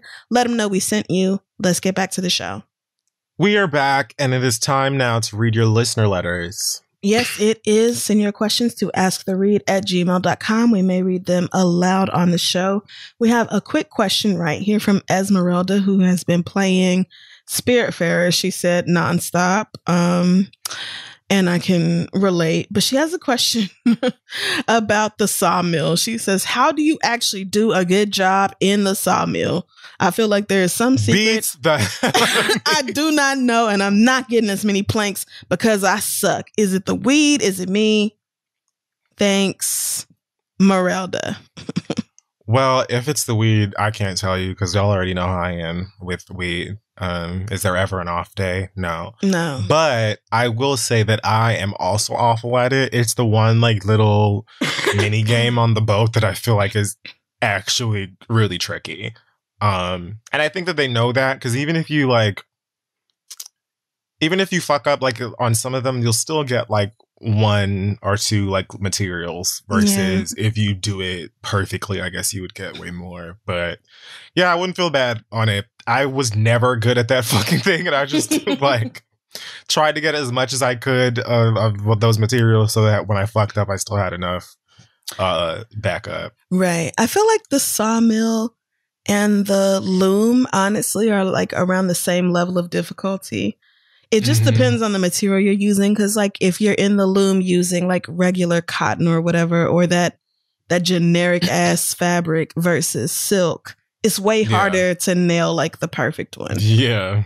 Whereas in the sawmill, you know, there's certain types of wood that are way harder to get right because you're just constantly updating. So what I do is in the sawmill, I I move the controller up or down or whatever, just like half a second before it's supposed to move. Yeah, that's the trick. And then I can get something done. But also, don't forget the sawdust is also useful. You can use the sawdust, combine it with glue and make paper. But yeah, like what I like to do is collect as much of the one material as I can so that I can just get as many planks. Because if I can do it a lot of times in a row, eventually I will start to get into a groove with it. Yeah. So I definitely do that. And then like with other, I mean, it doesn't really count with wood because you can't really harvest wood on the ship. But like for materials and stuff like that, I always had one tree in an orchard that made the silkworm things, whatever. Yes, me too. Like you want at least one tree that can produce something that you can use to make something other than food. Yeah. So, I mean, you didn't ask about the orchard or the loom. I just thought I would throw that in there. But yeah, with the wood thing, I wouldn't even stress it. Just do as good of a job you can. If I can get at least 2 planks out of it, then I feel like it was worth it. So And you can use those turtles. To plant stuff. The map. Yeah. And plant like trees and stuff on there as well. That way, like if you ever run low, you can just go back to that turtle and harvest the wood or whatever from that tree. And it really don't even take that long for them to get it done. It really doesn't. No. Yeah. Especially once you've unlocked all of them. And then once you unlock the bus stop, nigga, and you can time travel across the map, it gets even easier. So yeah, I just banked on the fact that I was going to be bad at that mini game for as long as I played it. So I was like, that's the one I suck at. I actually wasn't that bad at the loom, but I was bad at the what is it? The blacksmithing shit. No, not the foundry one. Oh no, yeah, you know the one where you like making ores or whatever. Not the crusher. No, not the crusher. Yeah, you're talking about the foundry. The foundry where you have to do the different fans back and forth. Yes. Yeah. That was annoying. Once I figured out how to work it, I was like, okay, this is not bad. But again, certain ores go way above temperature, way too fast, and they have like a very small window of being like good enough to work with. So, and then if you fuck it up, then you end up, you don't waste your materials, but you do waste coal. So you might have to add another piece of coal. So again, coal is something else you should always be harvesting on them turtles or just keeping a bunch of. But yeah, if you can get 2 planks out of 1 piece of wood, I call that a win. So same. So yeah, hope those tips help you as you play the game. Let's move on to some of the other letters this week. Let's see. Our first letter comes from... This first letter comes from Monty, who says, I'm a 30-year-old black man, and I've had the same best friend since I was 16 years old. My best friend and I were living the best lives we could during the pandemic when suddenly his brother, who was also my friend, passed away from non-COVID reasons. I gave my best friend space and tried to allow him to grieve while still offering to be there for him if he needed anything. One night I was up thinking of ways that I could help him through the situation, which I have talked to with my therapist about, and I started looking up grief counselors in our area. I compiled a list of 4 or 5 different counselors who specialize in grief, wrote up a little note with all their contact info, and sent it to him. I thought I had done a good deed, so I felt better and went on to sleep. I woke up the next morning to a long text message from my best friend that took me 8 minutes to finish reading. He said that he didn't think I was supporting him during this time. He brought up old shit about a failed relationship I was in last year and told me I deserved to be dumped. And by the end of the text, he denounced our friendship. My feelings were crushed like they have never been before. It's been about 3 weeks and now he's calling and texting me, and our mutual friends have told me that he wants to repair our friendship. Do y'all think I should even attempt to rebuild a relationship with a friend who is going to throw my failures back up in my face because he's hurt? Does he not realize that I'm hurt too? All I was trying to do was be a good friend. Any advice is very much appreciated. Thanks, Monty. Wow. This is some shit. There's nothing like someone who's supposed to be your friend who just throws a whole bunch of cold shit in your face. Right. Somebody who claims to love you and just be like, actually, I know the things that hurt you the most, and I'm just going to use those right now to hurt you. I think it's worth hearing your friend out, at least, even if it doesn't repair your relationship or friendship. Or even if you don't really want to. I think that it could be helpful to get a deeper perspective on what the fuck is going on. But I can absolutely be like, I have to respect someone in this situation being like, I think I'm good, you know, because it's a trust thing is a big part of it. Because it's like, how do I know that if we don't have a disagreement again in the future that you're not going to like hit me below the belt or like throw a bunch of negative shit in my face? Like, if you feel like you aren't sure you'll be able to be vulnerable or open with your feelings or emotions, then it's like, how much of a friendship is it? But I do think you could talk about it, and maybe after having a conversation and hopefully allowing both of you to be honest and put ego or whatever bullshit to the side, maybe you'll get a better understanding of what's going on and be able to make a better decision of how you want to move forward. But yeah, I wouldn't walk into it like, yeah, we're going to repair this relationship, because it could just end up like a love and hip hop conversation where things just don't go well at all anyway. So right. I mean, and as the person who didn't kind of go off the deep end about it, you kind of have that I don't know if it's leverage necessarily, but like your Fury said, I don't think you would be wrong to hear him out. But also it makes complete sense for you to be like, I'm willing to hear you out. That doesn't mean I'm willing to make a decision about our relationship. It just means I'm willing to hear what you say. Because even if you feel like you don't need it, if he's willing to apologize for going off on you for that, then I think that that is worth receiving. If this was like an ex, I would be like, oh, fuck that nigga. Like, that's very true. Yeah, if this was an ex, I would be like, oh, no, because this nigga is wilding just because you broke up with him, and here he go being a dick, and that is exactly how niggas do. But this is your best friend. This was a friend of yours who's passed away, but this was his brother as well. Not saying that that excuses his behavior, just saying that it adds some context. I mean, yeah. And I think somebody who was not, you know, balls deep in grief would have been able to see that you were trying to help them. I'm sorry, balls deep in grief. It's just like... Perhaps that was a poor choice of words.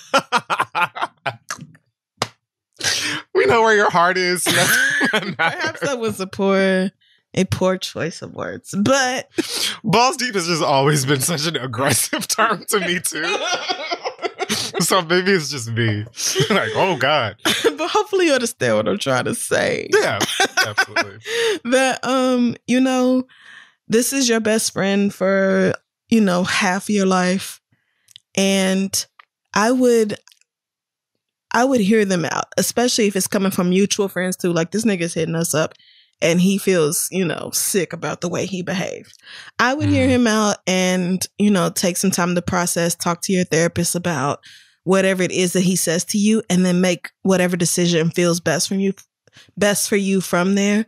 But like, you don't have to, you know, necessarily forgive anything. If you feel like, damn, you came at me and didn't even allow me to present my side of things, that is also a valid argument. Because he could have just been like, you know, maybe I'm reading this wrong, but I'm taking this as like you being disrespectful. Like, he could have been more mature about his reaction to it. True. If y'all have been friends for that fucking long and allowed you to clarify. Because there's a handful of friends I have in this world, like 10 or 11 people, who if they do something that upsets me or whatever, I'm going to automatically follow up with them to make sure I'm understanding. Like, because it's just completely unlike them to try to hurt my feelings. especially when I'm going through so much the way your best friend is doing. So he could have handled that better and given you a chance to, you know, clarify your intentions. And ultimately sending somebody a list of grief counselors and adding a little note about why you think it's worthy is just, you know, I'm not going to say he's wrong for feeling whatever way he feels because I don't know him or what is going through his mind. But at the same time, that is objectively non-offensive. Unless you consider being recommended for therapy to be offensive, which I don't. Because I recommend everybody for therapy. All you niggas need it. Everybody. All you niggas need it. So yes. I don't consider, especially when you are grieving, most people have an allowance for therapy when you are going through something really fucking rough. Mm-hmm. So grief is what got me into therapy. Honestly, same. Grief behind a relationship and the way things ended and not being able to reconcile it within myself, what happened, was what drove me to therapy in the first place. So, yeah. I was losing a family member. I feel like, and I remember that. And that was, you know, rough for you. It's rough, period, to go through that kind of loss. It's just very hard. So, yeah. I feel like a therapy is actually a loving recommendation. Like, I want you to have a professional who can help you deal with the way you feel. If I had had a therapist when my grandmother passed away, nigga, I would have made 93% fewer bad decisions. I would have. So, since it sounds like he regrets his reaction and the things he said to you, and you've heard this from other friends too, I would hear him out. And then, you know, decide where you're going to go from there. You don't have to make him any promises, but you can hear him out if you feel comfortable doing it. You can wait until you feel ready to hear it too. Because, like, you lost your friend and you're going through bullshit as well. Like, you're allowed to take your time and your space. But if I were you, I would consider it. Yeah, me too. I think it would be worth it. Right. Probably so. And again, you don't have to, like, swear on the Bible that y'all are going to go back to being the way you used to be. You get to take your time to process what happened. So best of luck to you. Please let us know how it turns out. Our next letter comes from Cece, who says, my 37-year-old boyfriend of 3 years tested positive for COVID a few weeks ago. I tested negative and thankfully he's feeling better, but I really feel for him because during the whole pandemic, he's been afraid to go out of the house except for work. Our relationship really took a hit because we were no longer going out on dates or traveling. And ultimately, he thinks he got COVID from a coworker. A week into his quarantine at home, he started sending me text messages saying that he felt abandoned. When I asked him why, he said that he wanted me to be there in the same house as him to make sure that he's okay. But for me, that's a hard no. I work from home and I see my grandparents and loved ones weekly, so I am not willing to do that. A hard no. While I did not see him physically, I did text him every day and offered to bring him anything he needed. He felt like that wasn't enough and even said that his best friend's mother texted him twice a day. So I should be doing better than that. I think it's selfish of him to expect anything more from me and even saying that I should put on 3 masks at a time to come check on him because I feel like he wouldn't expect me to see my family during that time and nor that he would do this for me if I tested positive. I'm thinking, why would I put myself in danger? Why would you want that from me? Do y'all think I'm wrong for how I'm handling this situation? What would you do? Thanks, Cece. Cece, you know damn well don't know on this show.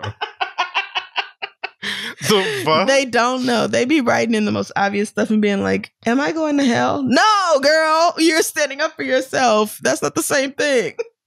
You're willing to go over to the house and drop this nigga off some stuff, make sure that he's soup like, and Tylenol and shit or whatever. But he's like, nah, camp out here and rock me to sleep all night and make out with me open mouth and put your grandparents at risk or stop seeing them all together.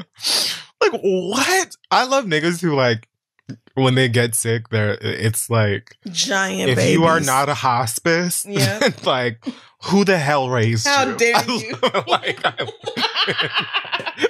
Like, girl, I don't know. Yeah. I don't. Like, I ask, like, you know that this is, like, contagious?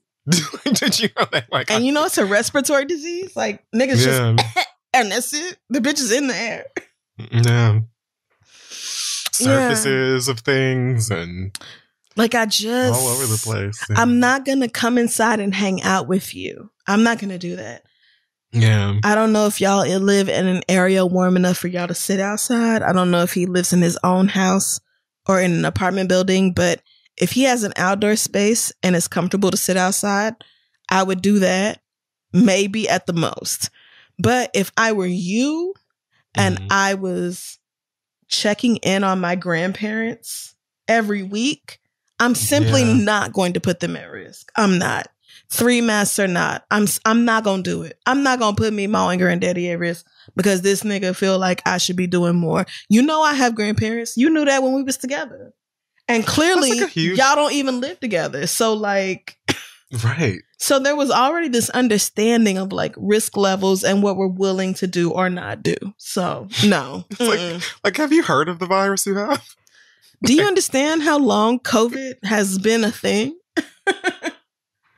Every one thing, like, right, like if you lived alone, you weren't, you know, going to see family or anyone else or whatever. If you decided you wanted to go over that nigga's house and do whatever, that's on you. But like the fact that you are still willing to be in his presence, make sure that he's living and all that stuff, and then go back home to your family, and that's not enough to me is just wild. Yeah. Like, because you have elders in your family that you're around all the time. Like, nigga, what is it? What? Right. Like, I see these people on a regular basis, and you have a confirmed diagnosis of the virus. Yeah. So why would I be anywhere near you? Right. Like, if you say he's getting better, then he can wait a few more weeks. Honestly, if I had COVID, I would not let anybody near me. I don't think I would want anybody near me. Absolutely. I know I wouldn't. If I didn't have to be hospitalized, I would not let anybody anywhere near me, period. I would probably want somebody to come and get Link. Just because I've read about dogs getting COVID, yeah. And I would come get, if you called me, I would come get Link. I would. Somebody would have to. Link could come over here and tear my house up. That's fine. I don't know how the bitch would eat or anything else like this. Unless I put myself in a bubble or something I buy off of Amazon. Oh no. With Link, I would probably just, dip into the budget and get that bitch some salmon and some brown rice until I can figure out what she eat for real. Because I'm not finna disrespect your dog. She not finna be yelling at me in my house for giving her fucking Alpo or whatever. Because I'm telling you, she will look down at the food that you have prepared for her. And if she's displeased, she will look directly back up to you like, so where's the food at? Like, where's the at? This is cute. That was very funny. That's what I'm saying. I'm going to throw a little avocado in there and I'm going to just be like, I'm going to just tell friend later, it costs $38 a day to feed your dog. Yeah. And I would be like, that's it? Wow. A bargain. This bitch is very rich. It didn't work out, but... Yeah, love. Your nigga needs to calm the fuck down. He does. And get better. Tell him, tell him that you can prime now him some Campbell's soup or something like that. But you have offered to go over there. What the fuck more does this nigga want? Yeah. Like, what does he want? He wants you to have it too, so y'all can be seeking solidarity. Yeah. He wants a nurse, which is understandable. Who don't want a nurse? But you're not a nurse. And furthermore, he didn't book you to be one either. I bet he wants you to come be a nurse for free. If y'all were married and lived together, then it would be like, I guess it wouldn't be an issue because y'all live together. But right. like the fact that you don't. Right.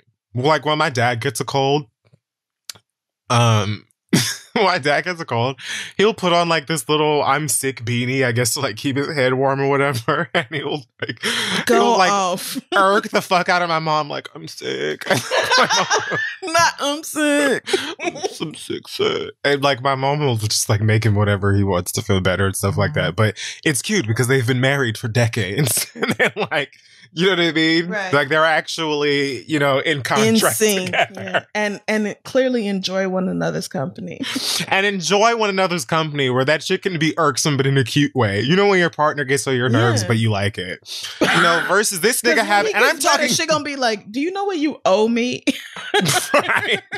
But I'm talking about a cold, or, you know, it's like, you're talking about COVID, a whole ass disease motherfuckers still are trying to figure out and wrap their minds around. Right. That nigga needs to calm down, talking about some, am I wrong for not wanting to? Girl, get the fuck off this goddamn line talking about, are you wrong? No, girl, your man is wrong as you. Ask Fauci. Ask the goddamn CDC, are you wrong, sis? Like, no, you're not. Are you willing to stop seeing your grandparents in order to be a free caretaker for this man? It's okay if you are, but be honest with yourself about it. Are you? Ask yourself that. Between this nigga and the person who's been putting them greens on your plate for your whole ass goddamn life. People who probably helped you learn to read and like the fall lady in love who makes with your Marvin birthday Gaye. cake every year. Right. Every damn year from scratch, CC. From scratch. And it don't matter if all the cousins got the same birthday cake. She made one for your black ass. All the cousins enjoy that same goddamn birthday cake dish, and that's why it's made. Yeah, he needs to calm the fuck down. Like, what? Yeah. Your girls are willing to come over here and feed you or whatever and make sure that you're safe and all that shit, probably masked up, gloved up and stuff, and go the fuck back home. But you want her to camp out and watch Malcolm and Marie with your ass. Ungrateful. I'm not doing Shiftless. it. I'm literally not doing it. So, best of luck to you, sister, as you figure it out. Should we do one more? I have one here from a girl who is having some issues with her baby daddy. Sure, my read's not long. Okay, so this letter comes from Trinity, who says, when I got pregnant, my child's father made it very clear that he did not want another kid.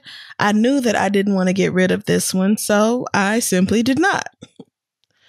Yep. My child's father thought that we could still kick it in spite of our differing opinions about how to proceed with the pregnancy. Well into it, he would call to hang out, and he acted like everything was cool. Against my better judgment, I came to the same conclusion as my friends and his family, thinking that this man was still coming to terms with things and that he would eventually come around. Have you heard of niggas? Man, we were wrong. I bet. Around the 6-month mark, this man ghosted me, which definitely hurt my feelings, but I got over it because communicating with him was weird anyway, because he never acknowledged the fact that I was pregnant. Damn. My son is now a little over a year old, and he's seen his father approximately once a month since he was born. The only reason that he's seen my child that many times is because his other kids and their parents, plus his parents, want to see their relative. This has never been about the money for me. I do fairly well for myself, but in an ideal world, I would prefer that my child's father be active in his life. After the shit show that was 2020, I decided that I will no longer go back and forth with this man for any more time. I texted him that I was finally done with him, but I know that if I'm truly done, I should probably block or delete his number altogether. Sometimes I feel like I should call him back, but I don't want to get back into our toxic cycle. However, I also don't want to prevent the possibility of my child having a relationship with his dad, even though this man has shown and proven that he doesn't want a relationship with my kid. My therapist has been trying to help me stay in the present and not stress about things in the future that I can't control. We're working on setting boundaries, and my current boundary is that I need distance from my child's father and his family in order to work through my feelings. I've spoken with my child's other grandmother about my need for distance, and she said that she understands and that she would explain to the other kids why their cousin is no longer coming around. Honestly, at this point, I don't know what to do. I feel like either choice is doing my child a disservice. I beat myself up daily over the fact that this nigga is the man I chose to father my child. I just don't get it. I know that you two are childless, but I appreciate y'all's perspectives. I really love when y'all put that in there because y'all be having real problems that we absolutely cannot identify with. So big facts. Yeah. But Trinity said, I know that you niggas don't have no kids. However, I still appreciate your perspective. Any advice? Thanks, Trinity. Yeah, Trin, I don't have any children. Looking to keep it that way for a while. Yeah, we are. We're going to keep it that way. Yeah. I'm finna freeze my niggas. I also, don't have to deal with the possibility of a person coming out of me having sex with the people I have sex with. Yes. So it's not a thing where I have to be like, oh shit, a baby? Maybe, right. I can't even put myself in the like the field of that mindset of, I know that I just made a baby, I made a person, but I'm good. Like I don't know. Right. I know that it's a lot of work, it's expensive. My God, the responsibility, yeah. But I just don't understand how you could actively participate in making a human being and then just be like, nah, friend, I'm fine. Yeah. I would say, in my opinion, based on what I was hearing, I would first say to stop beating yourself up. Stop blaming yourself for like having a baby with a nigga that ain't shit, or having a baby with a nigga that's, not stepping up to the plate or whatever. Like that's separate of you, Yeah, it is. And I also would say that maybe you should just focus more for now on loving on this kid and making sure that your son is healthy and learned. And I love when people come on, learn it.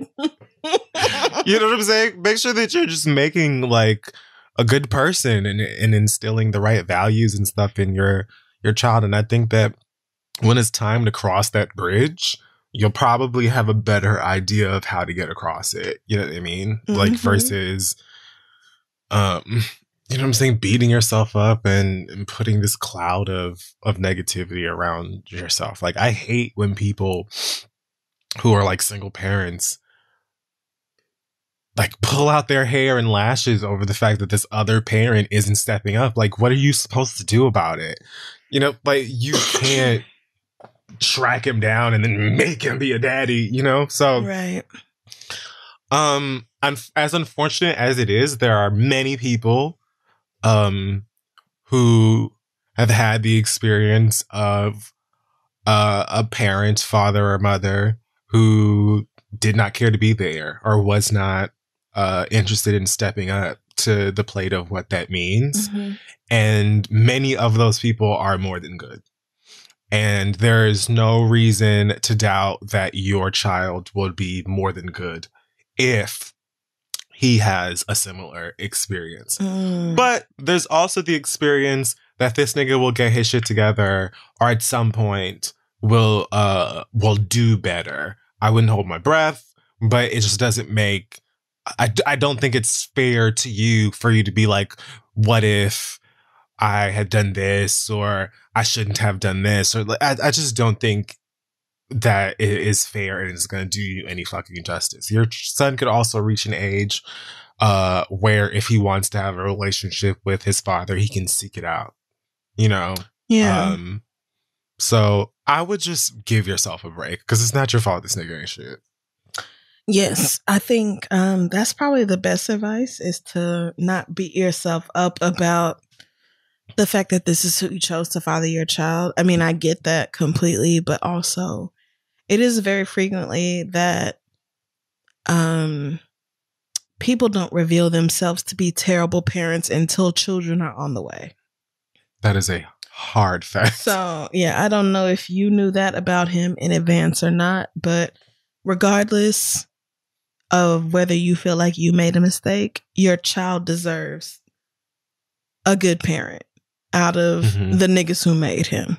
And that includes you and that other person. Regardless of whether you feel like you made a mistake or not, your child deserves a better father than that. So I don't want you to blame yourself for the fact that he is a terrible father, because it is completely under his control to be a good father, and he chooses to not. So for whatever reason. He could also have a good father that's not his biological father. I mean, that's true too. It's plenty of stepdaddies who are out here being way better dads than the biologicals. I mean, and honestly, there are plenty of kids out here who are better off living in a home with just their mama than with their mama and their biological father. So their specific one. Come on. Yes. So many that kids is true. Who would be better off if you was gone, because honestly, a lot of y'all who are dealing with this are also dealing with niggas who don't consistently contribute to household finances anyway. So you taking care of the majority of the finances, you doing most of the child care, you doing most of the work of keeping the home running. So this nigga is here for what exactly? So he's a free space to sleep and shower? Okay. Don't know. But anyway, I think Kid Fury gave you a lot of really good advice. I think the only thing that I would be sure to do is to, first of all, stop beating myself up, because you feeling bad about yourself does not do you or your son any good. So I would probably try to nip that in the bud as soon as possible. And then I would make it very clear to this nigga what I expect him to do. Like, I can't control what you do with your other children because those aren't my kids. However, when it comes to my son, you will be doing this, this, this, and this. And if you cannot manage to do that, I didn't see anywhere here in this letter where you have this nigga on child support. I would make sure that he knew that if he can't be there emotionally and physically for our child, then he's for damn sure gonna be there financially. And our child deserves nothing less than that. Like, I just feel like, you said that you think that you're doing your child a disservice with whichever version that you choose to pursue, but really, it is his father who is doing him the disservice, and it is you who is trying to make the best out of a very terrible situation. So, as long as you keep in mind what is best for your baby, I think you'll be okay. But at the same time, don't let this nigga get away with just any old dumb shit. I wouldn't block him or delete his number solely because this is my child's father, but I would put this nigga on D&D.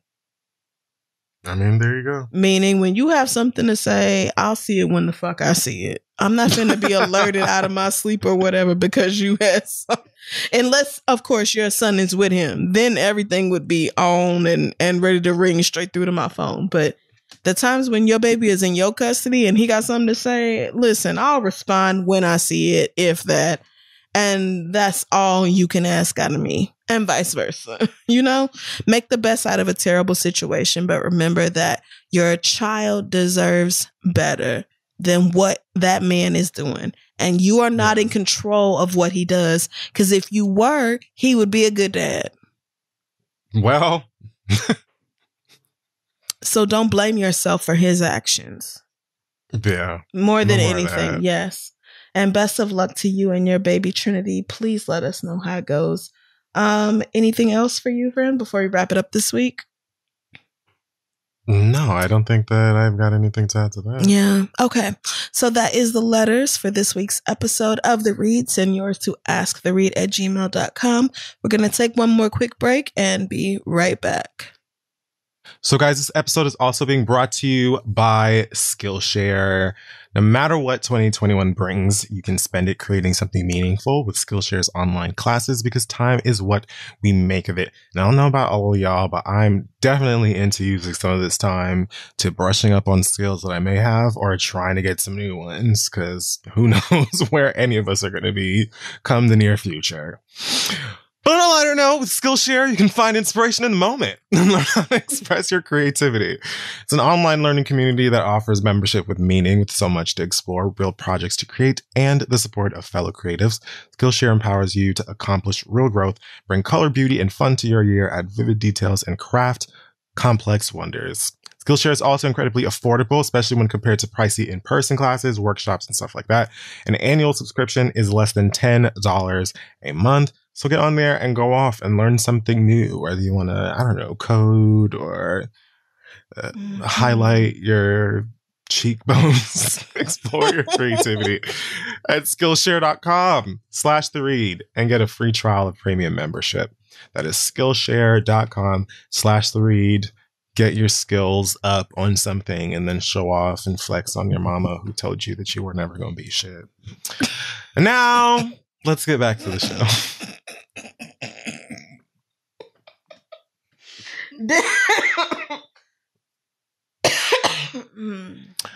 Okay, so we have returned to the podcast. It is time for the read. Mm-hmm. I will start by saying two things. One, we have been dealing with the pan-seared salmon for over a year now. And I just want to say that I don't need too much of it in my film and television experience. I've been dealing with it in person for quite a moment. I just don't want too many more of our shows and our movies to be like the COVID experience from the perspective of CW's The Flash. I don't know why I have not even watched that show in years, but it's the first thing that came to mind. Has the CW even been a thing in years? I mean, I guess for somebody it's still on, but not I guess for somebody. I was just watching like the last Drag Race and it was like a whole different thing where it was just like they were going full force into how they've been doing everything on the show through COVID, and the whole shit was a different setup. And by halfway through the episode, I was like, I don't want to watch this. Like, it was like television, film, books, games, all these medium, like, it's an escape for a lot of us. I want to watch Drag Race and watch these queens put makeup on their face and wear a bunch of fucking insane outfits and make me laugh and make me gasp at how pretty they are and shit like that. That's what I want. I don't want for us to constantly be reminded about how awful this is. And maybe that's a little bratty and unrealistic, but I'm just like, girl, I don't want it to get to a point where it's like, everything that I'm watching, everything that I'm reading is about like, here's how we're dealing with this shit. It's been a year. It sucks. I just want to watch, the Power. Why am I not naming shows I watch? Because I don't watch anything. I mean, I think it's unrealistic to expect that of reality shows. Like, I expect reality shows to acknowledge COVID, but I don't think it's too much to ask out of scripted programming. I don't. Yeah. I don't think so. I think I just felt like because Drag Race had started the season, they mentioned it. They have done every single runway. They've had the judges like in those little plastic, the plexiglass cages. So I just felt like we had already addressed the fact that the COVID thing is happening. Now on with the fucking show. But nope, they didn't. They had a whole COVID episode. Nobody went home. It was just a COVID documentary. And like nobody went home last week. But that was like an entertaining gag because it was one of those moments where she kept two people, which I'm glad she did because I live for Simone. Like, that's my winner and was since they did a little meet the cast. I've loved Simone. Candy's growing on me, but I didn't want to see Candy go home. I wasn't entirely shocked by that, but at the same time, it's just like, I mean, her lip sync was fully better. This is the second time we have seen Little Miss Muse though in the bottom, so I was just like, what's really and she sent Tamisha home, which fucking pissed me off because Tamisha's everybody's grandmama. Like, everybody, literally, the thing I love about Tamisha is, like, all of the bitches from the series prior, and especially the winners, adore Tamisha. Everybody. Like, all of the older, you know, the drag race alum stands Tamisha down.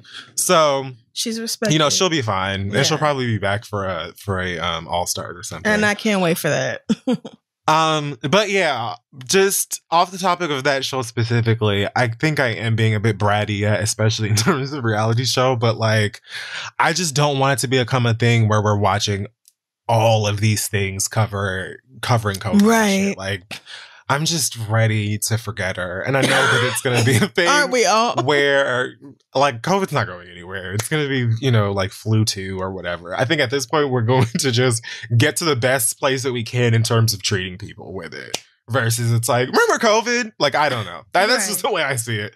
I mean, you know, there was the Spanish flu in 1918. And then after that cleared up, they had the roaring 20s where niggas was drinking and fucking in the streets. And all that. So we're probably going to have our own roaring 20s. Oh. After COVID is... Sure.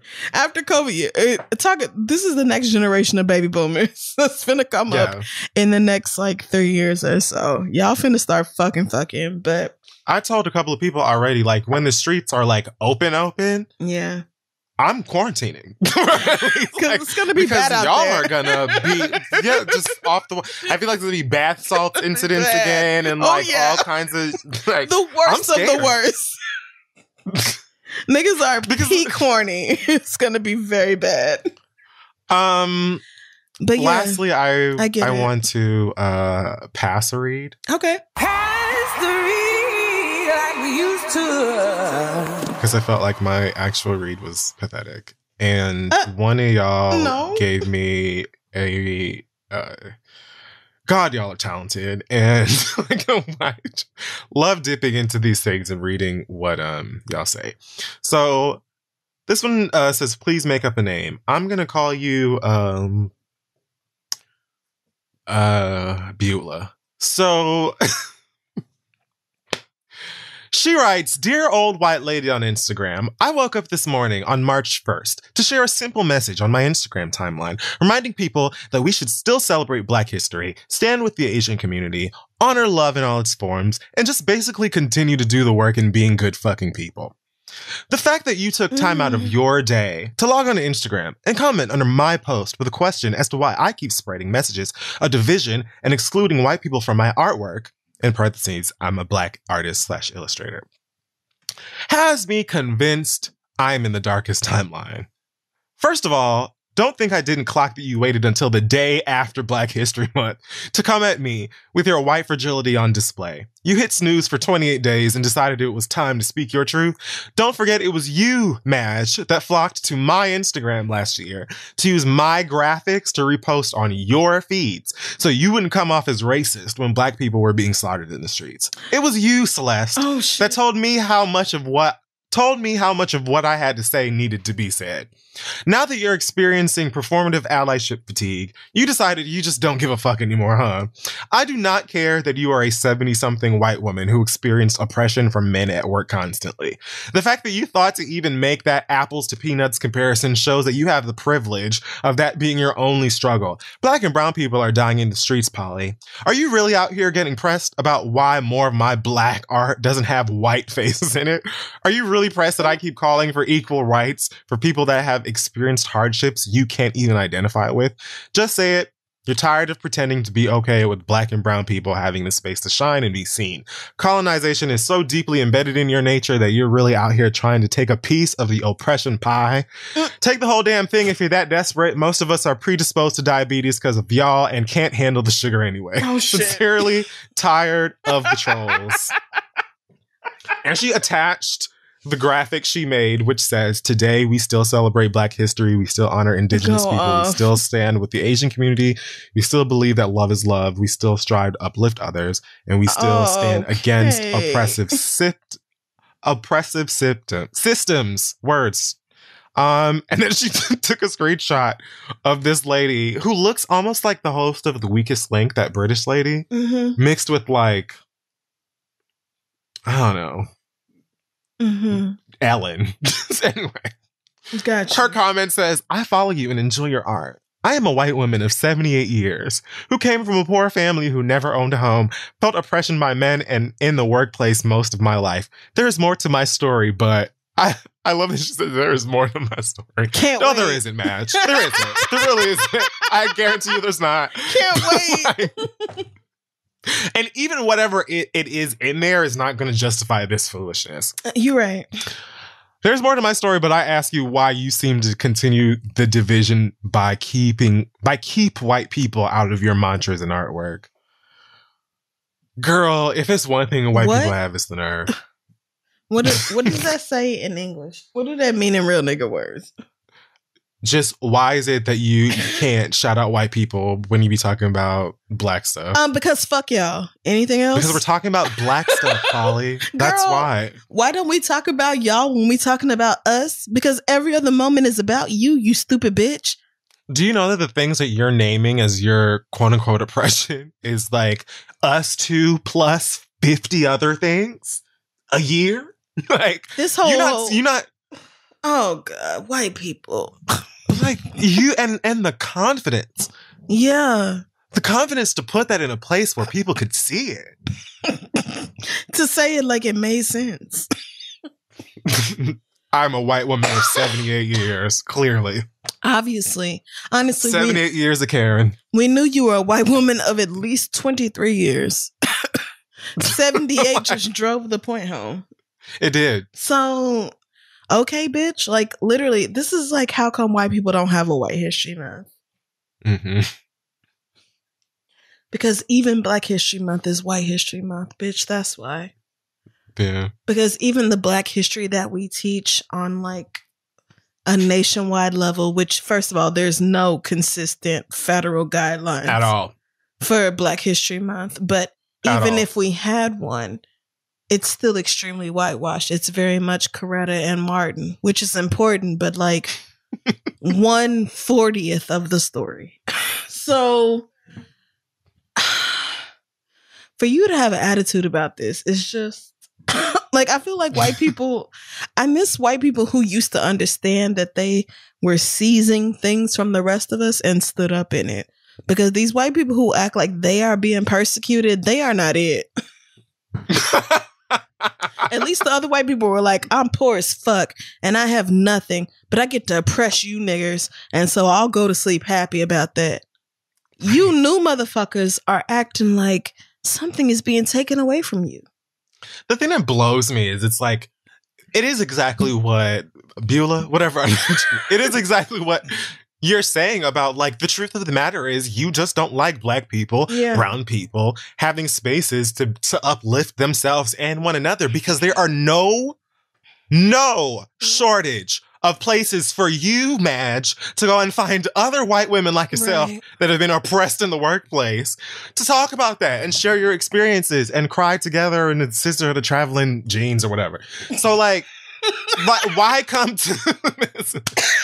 Why come to this very clearly black space and be like, needs more white? Nobody needs more white. Nobody needs more white. Whites everywhere. Nobody needs more white. Even in black places, whites everywhere, girl. Nobody needs more. There's no, like, it's not like you can't find some place with the fellowship that it is that you're looking for. But you want niggas to be like, oh yeah, white people, you too. Like, girl, what? No, we're not doing that. And actually, fuck you. And really be coming to people in their face and space. Talk about, girl, so there aren't enough white people here. No, we're not doing that. Okay? We won't be doing that. Anyways, thank you for your letter, sis. Yes, thank you for that. And I love that the following letter in the inbox says Lee Daniels needs to go to jail immediately. Oh no! I don't know what that's in reference to. Oh God! I don't know. Open it. I'll read it on my own time later. Don't open it. Like what? I was about to say, what have you seen? What the fuck did Lee Daniels do to you? What have you seen that we haven't seen? It's something. Because I don't know what that's reference to. Okay. Well, God bless. Can't wait to hear about that maybe next week. But so I just have two very quick things this week, and then I will be out of here.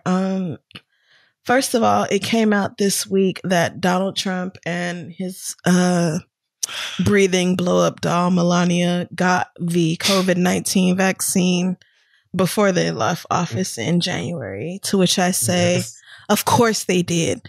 Because is there anything this motherfucker does better than lie and deceit and scam? No. Did he tell y'all that COVID was no big deal? Yes. Did he tell y'all this time last year that COVID was going to be gone in a month and it would be like a miracle and it would just vaporize into the atmosphere? Yes. Did this motherfucker call it a hoax and a scam from the Democrats to keep him from winning re-election? Yes, he did. Did he also catch the virus? Yes, he did. Was he also on a ventilator and shit his fucking pants? Yes, he was. Did he then turn around and get the vaccine without telling you niggas? Because telling y'all would have increased white Republican confidence in the virus and also would have increased their belief that the virus is even real? Yes. He literally protected himself and left the rest of y'all out there to look fucking stupid and to kill yourselves, which is what he has been doing from the very beginning. And the fact that you dumb shits keep falling for it, I don't know what else to tell you.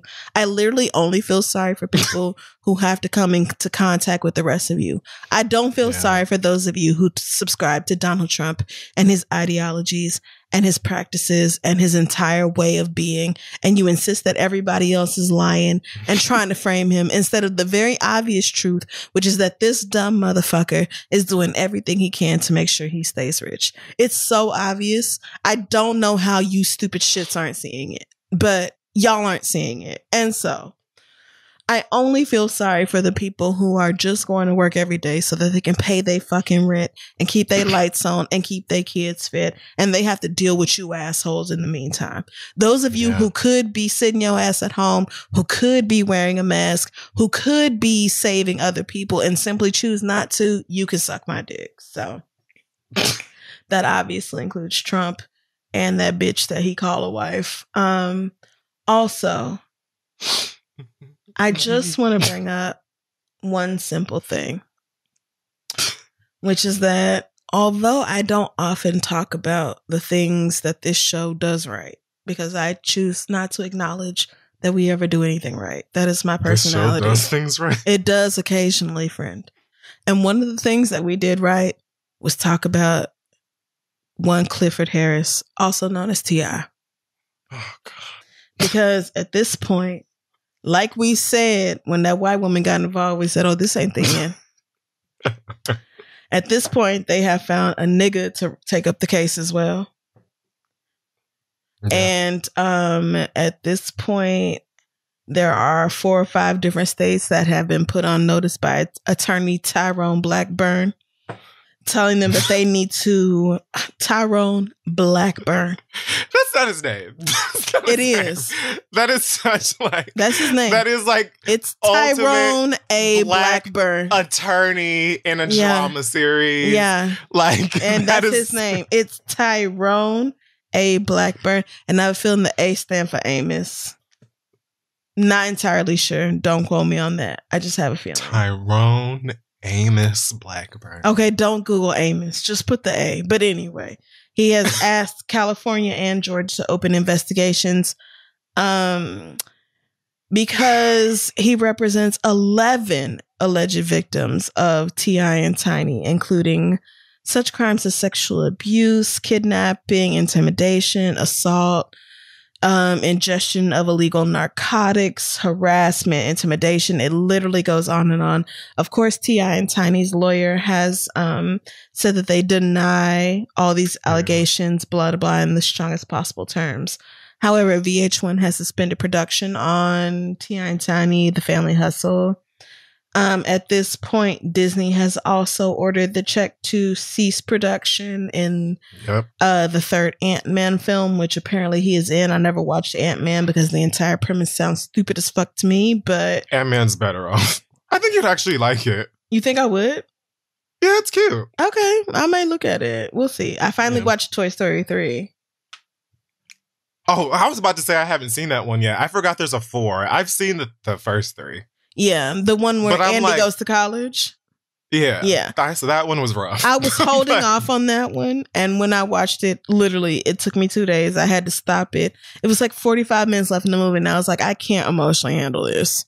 Yeah, it was a lot. But I finally watched all of Toy Story 3. And it was, beautiful. And I see why you niggas are still weeping over it to this day. Truly an incredible movie. Like, that's an example of a sequel done right, a sequel that warrants the budget, in case any of you are asking for a budget that you don't deserve. But anyway, so Tyrone represents 11 different alleged victims of T.I. and Tiny.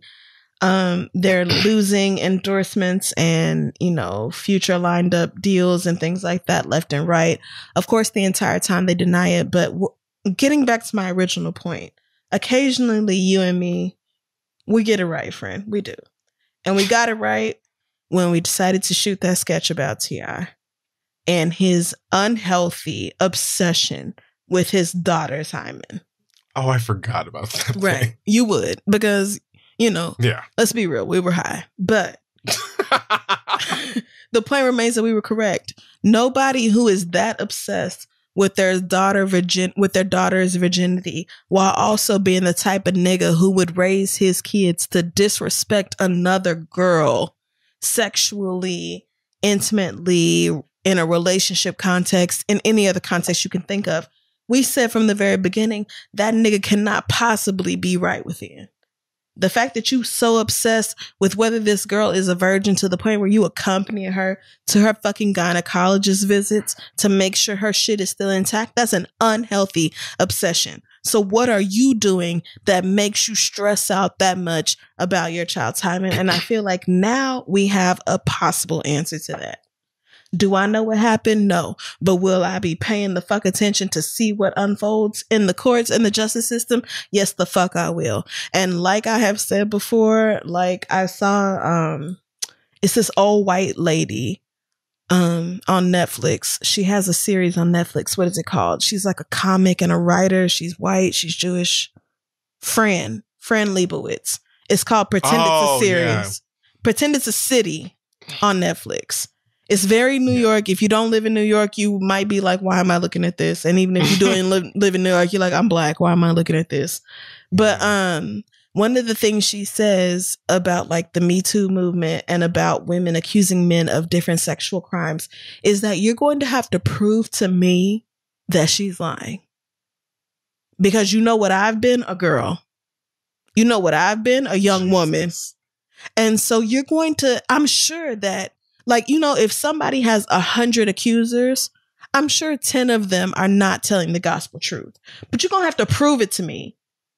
Because what I know is what it's like to be that 90.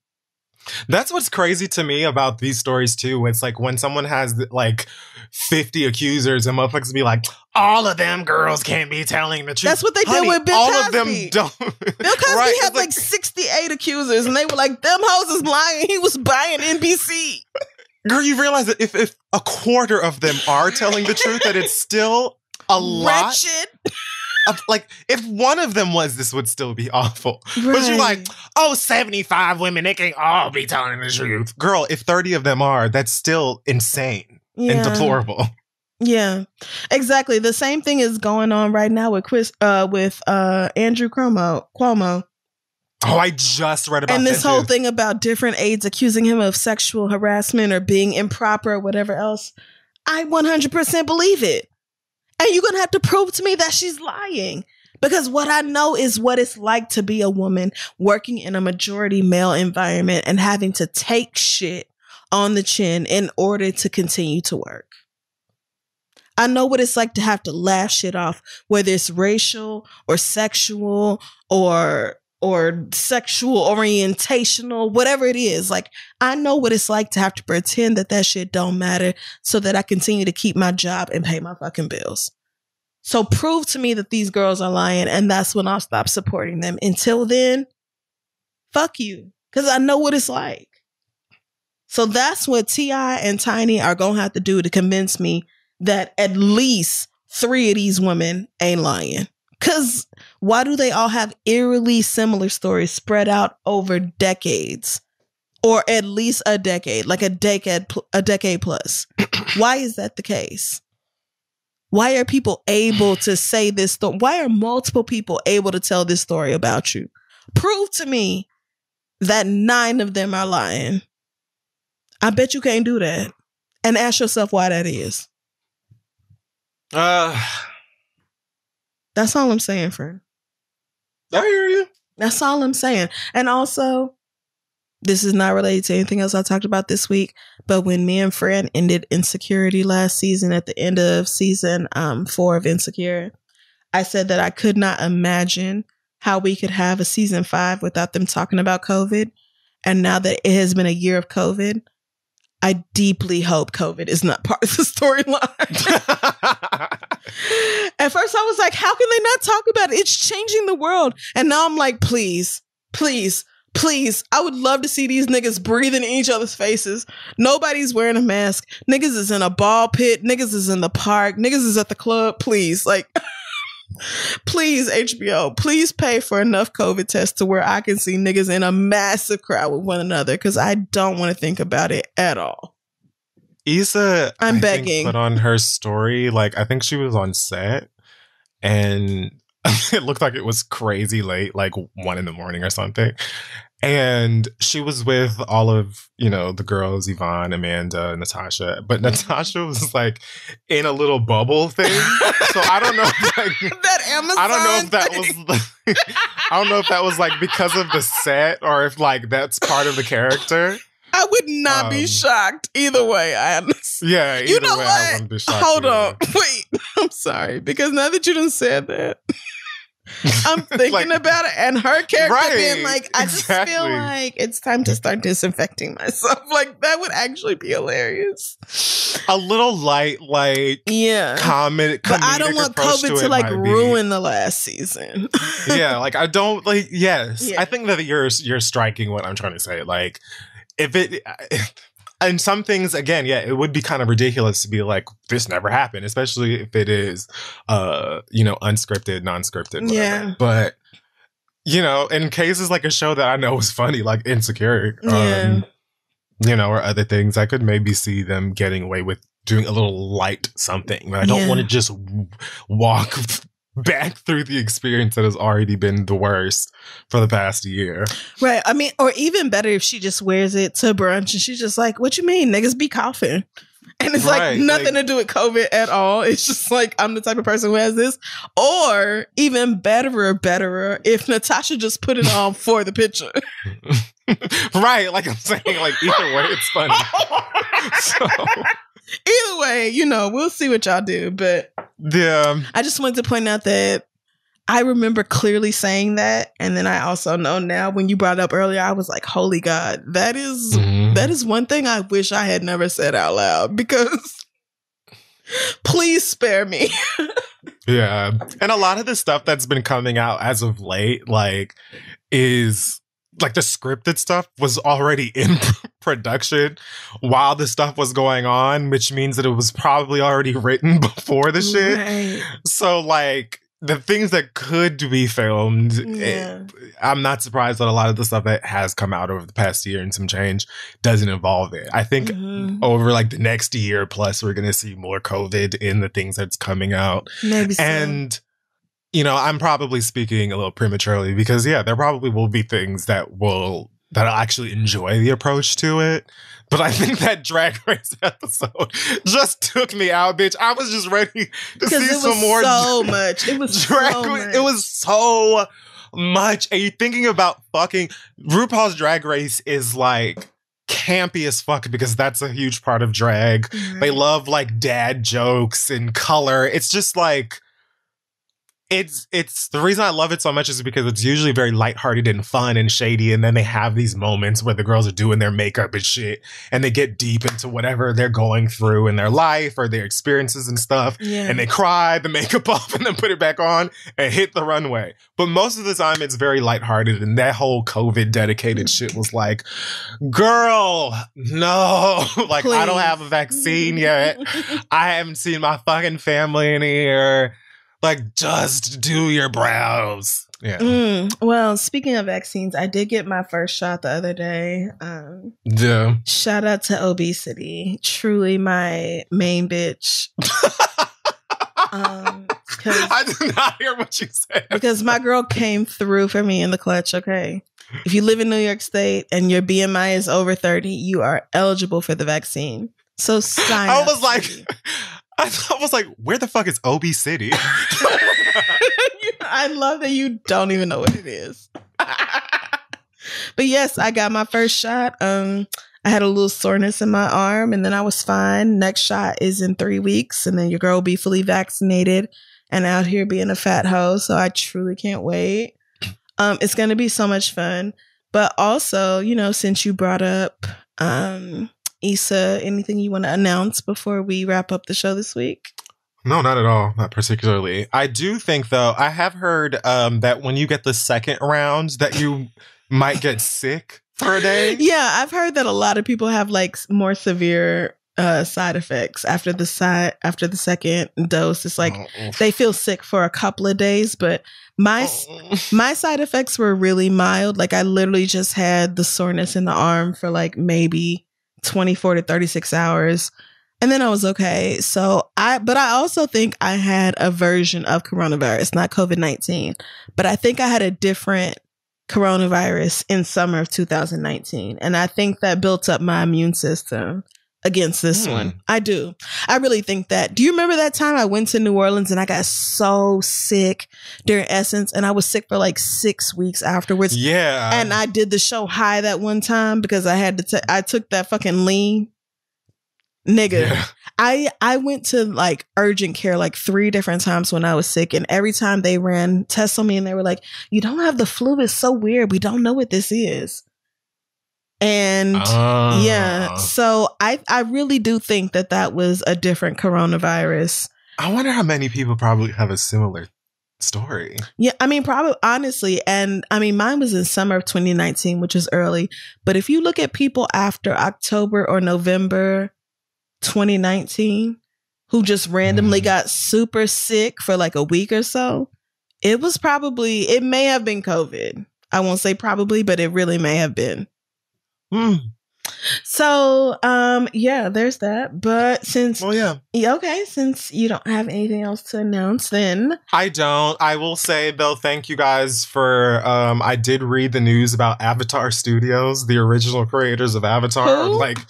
The original creators of Avatar: The Last Airbender. Remember, I was pissed at Netflix because they were like doing some shit where they were changing up the story. Yes, I remember. Like literally the next day I read that the original creators of the show have like a new studio at Nickelodeon dedicated to that franchise. And they're going to make feature films and like maybe new shows and stuff. So I was like, thank God for some form of good because news. You were pissed. Like, it's like when it's like you go to the potluck and somebody brings like cornbread with corn kernels in it. It's like we had a great thing. We had something that was perfectly fine. And you decided that you wanted to walk into the situation and be the girl that just fucks it up. Throw some shit in there that doesn't need to be in there. It's not broke. Don't fix it. We really almost had it all. And then here you came with whole corn kernels. Which, first of all, I know you didn't shuck those fresh. I know you went and got a frozen bag of them and put them in your cornbread mix, which is even more disrespectful because it was probably a box cornbread mix. So you didn't make none of this from scratch. There was no love put into this at all. So the least you could have done was kept it Jiffy, but you wanted to go ahead and throw corn in there too. Disgusting. Niggas love Jiffy because it's like a cornbread pancake. Jiffy is so sweet. Niggas love it. It's so good. Like, I'm not even gonna front. Like, I will take Jiffy. But me too, especially if you're not serving it with anything with sugar in it.